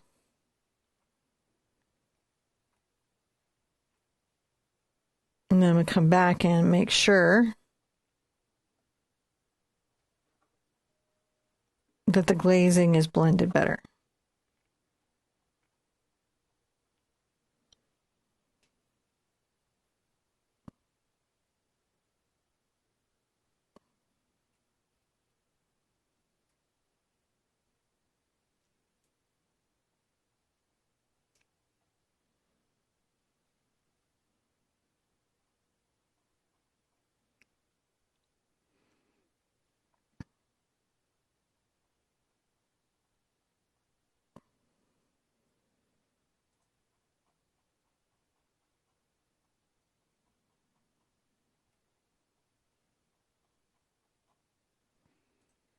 All right, just making sure these things are blended a little bit better.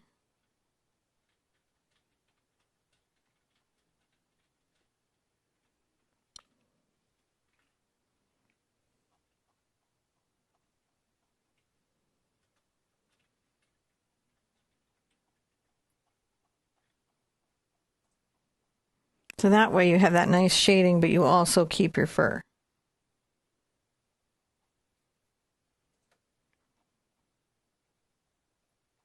I'm using a slightly darker color where the shadow is, and a lighter color where the highlights are. That makes that really cool lighting. Yeah. So, no, we're not painting in oils, but we can do a lot with our acrylics to get some very cool techniques, very cool effects that really give a lot of form to the piece.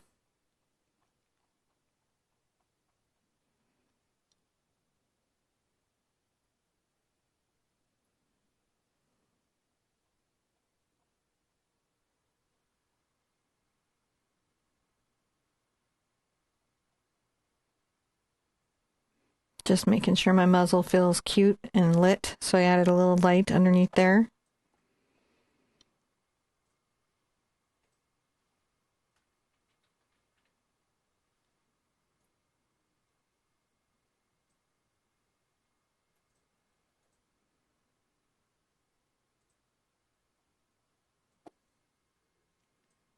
A little lit there.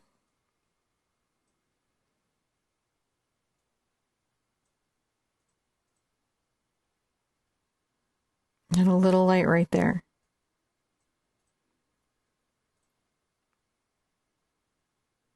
Sometimes in this area, less is more.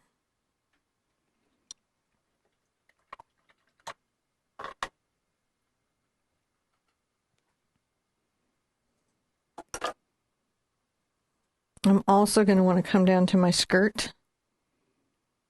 I'm going to take my purple and I'm going to add a little black in.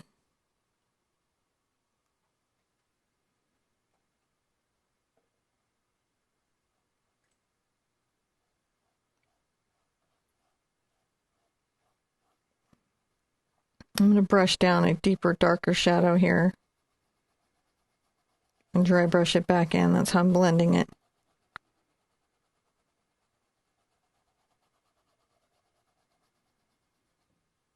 Just to make sure that feels as dark as it is.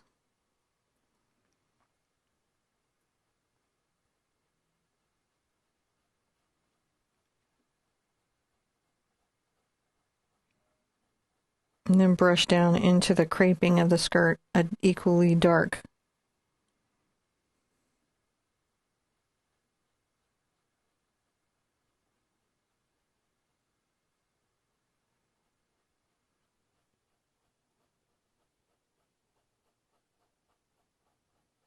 It's almost a dry brush, but you can see like each subsequent layer adds a lot of depth. Grab a little bit of my dark color again.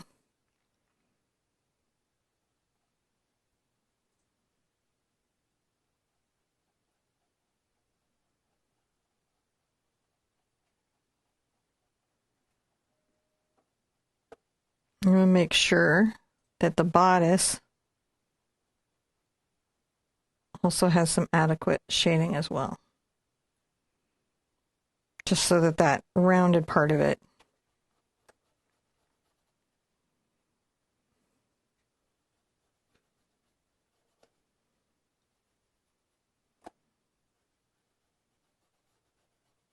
it's blending, blending, blending. And you just play with that till your brain says that you're completely happy. So then we're going to dry everything. Dry it. That's an important step. It is the important step for the next part. We're going to dry everything so we can really see it without any glare or glow. So I want to get a little more lighting up in the upper flowers. I'm going to grab some white over to my flower color from earlier. And I get a real, real light pink. Really, really light. And I'm going to just take some petals and highlight them a little bit.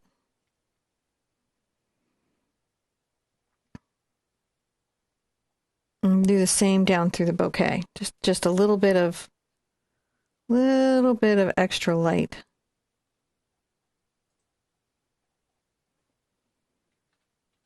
On some petals and some of the flowers.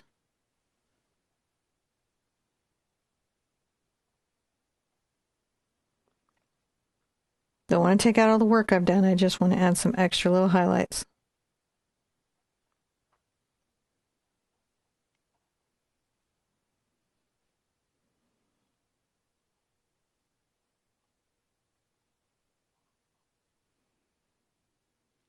Just so there's a little bit of that dramatic lighting. And then I think I'm going to come back with my greener and work again a little bit on the shaded side. So I'm going to grab a little bit of my white into my shadow color.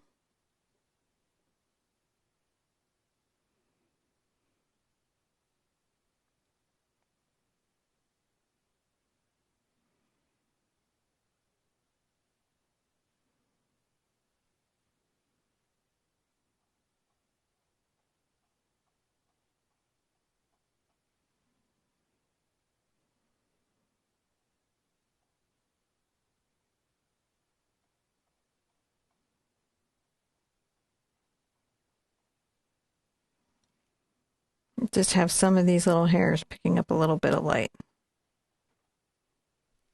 That's really delicate. Really delicate work.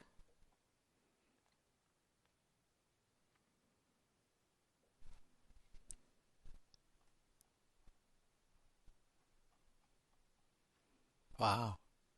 Even across that deep shadow.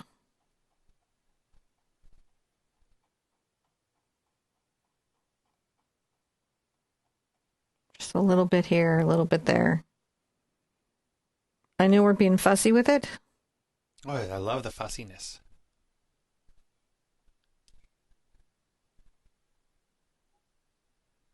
A little bit of light at the one shoulder.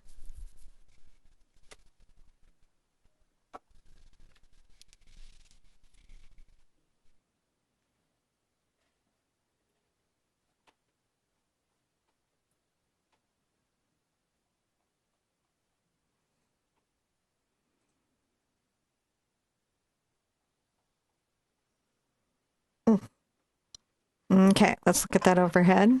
Shouldn't take too much to get us there. So the reason we look at it overhead is so we can get the full view.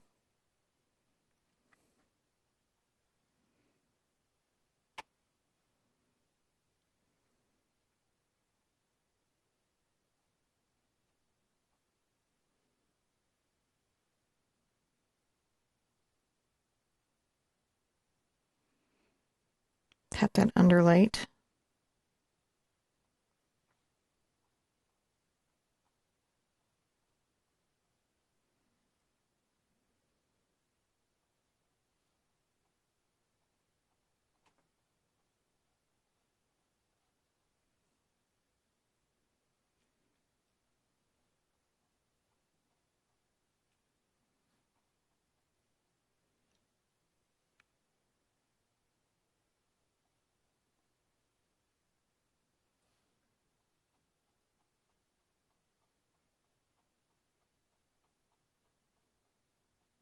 And that kind of takes that shadow and makes it less of a harsh shadow.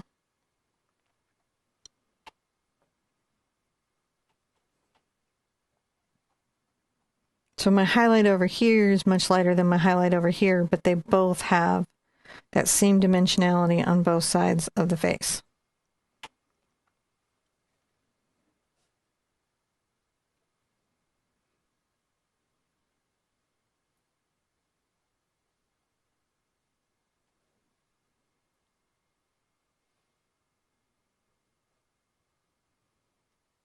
Glazing medium to improve the flow.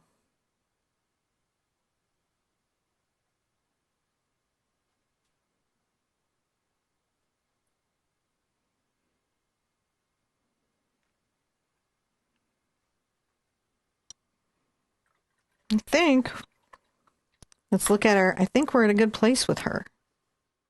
So looking at this, I really want to do some whiskers to soften her out and make her look as cute as possible.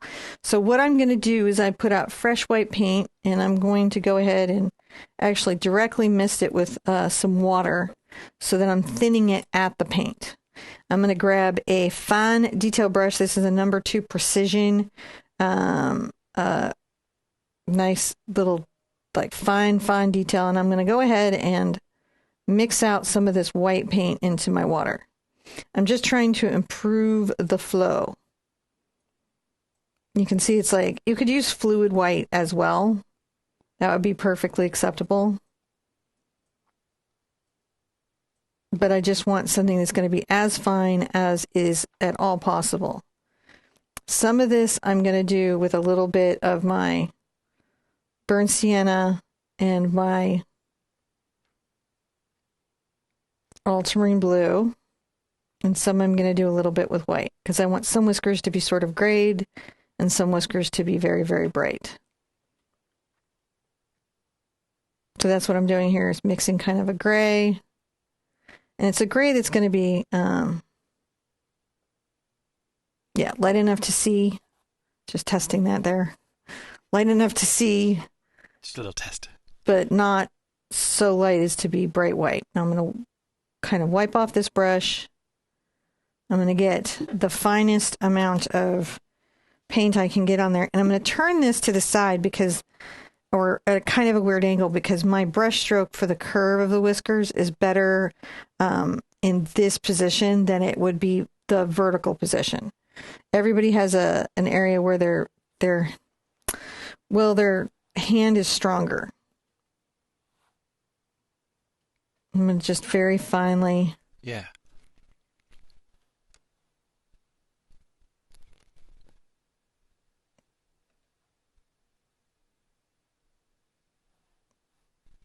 Little fine lines there.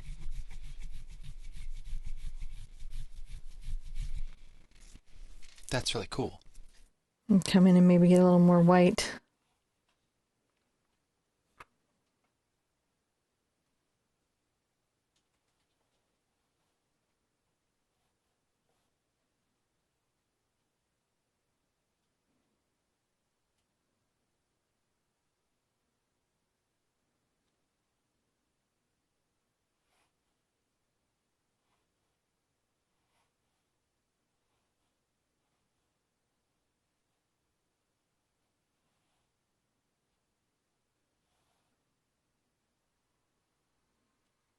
Get a little bit of whiskering there. And then I may take my grainer and kind of soften some of that there so it's not such a mustache. That was a subtle little thing you did there. That was really nice.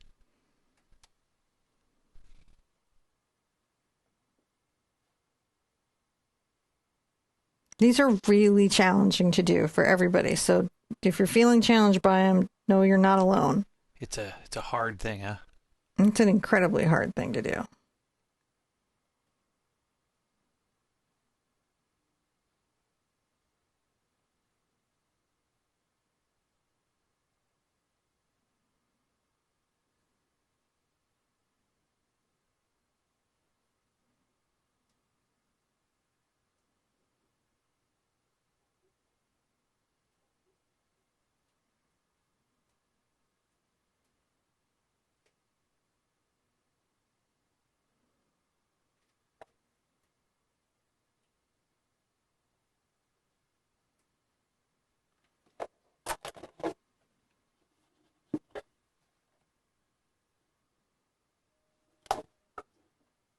That's a really wow.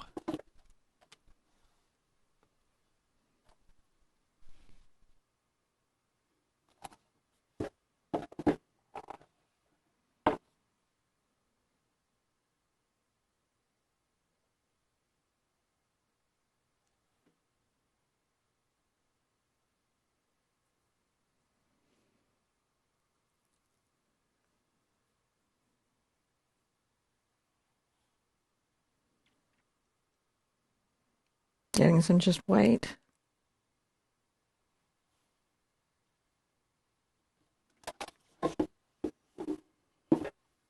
Wow, that just like made her little nose come right to life. I'm going to grab a little bit of my little nose color.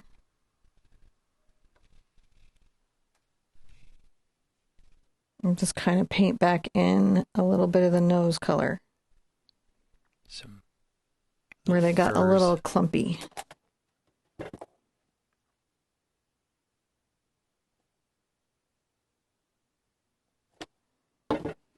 So if you lose some of the detailing here and they get a little clumpy, you can come back with a little bit of your nose color and piece those back out.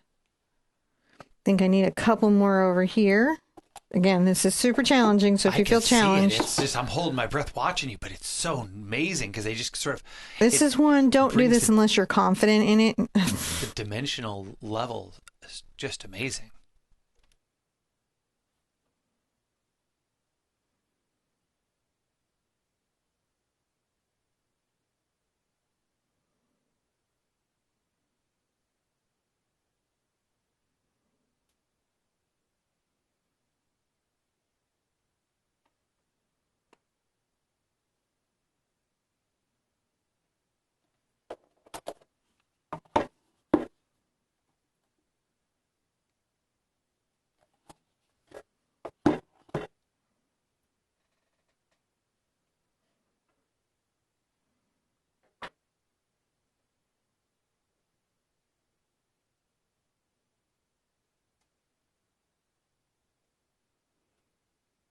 I'll make sure that that's a nice, defined little whisker coming out. Wow, she's just so cool. Very regal. Very regal little mouse.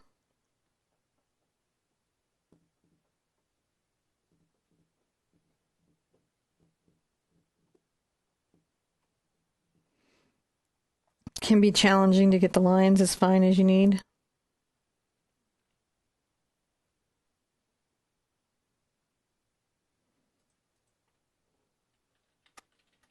Also challenging to not get them too fine.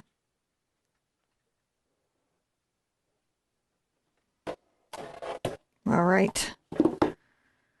Whiskers on. So we have to decide if those are additive value for their piece, but it certainly gives her like a little mouse whiskery sense of things. Creates such a dimensional level to her face. I love it.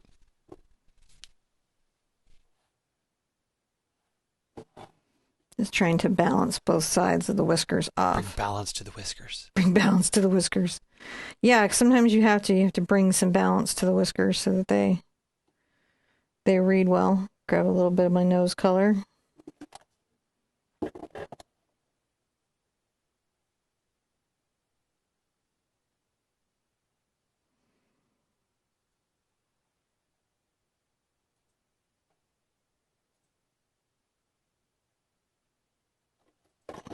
Just make sure that, that shows well there. Okay. Whew. Weren't we brave? Brave, brave, brave. And again, if you want to know what this brush was, it's a number 2 Raphael Precision. And it's got the nice long, it's like a rigger or a liner brush. That's what I really like about it. To wash that after. All right, when we come back, I'm going to tell you what you do next. So I'm going to take my yellow ochre and a little burnt sienna, and I'm going to mix up a nice kind of gold brown. I don't want anything so bright that it pulls the whole painting's eye down to the signature. But I'm thinking it'd be nice if it's, part of that gold color. See how that's like visible there, but not. Yeah. I'm using my number 2, and I'm just going slow.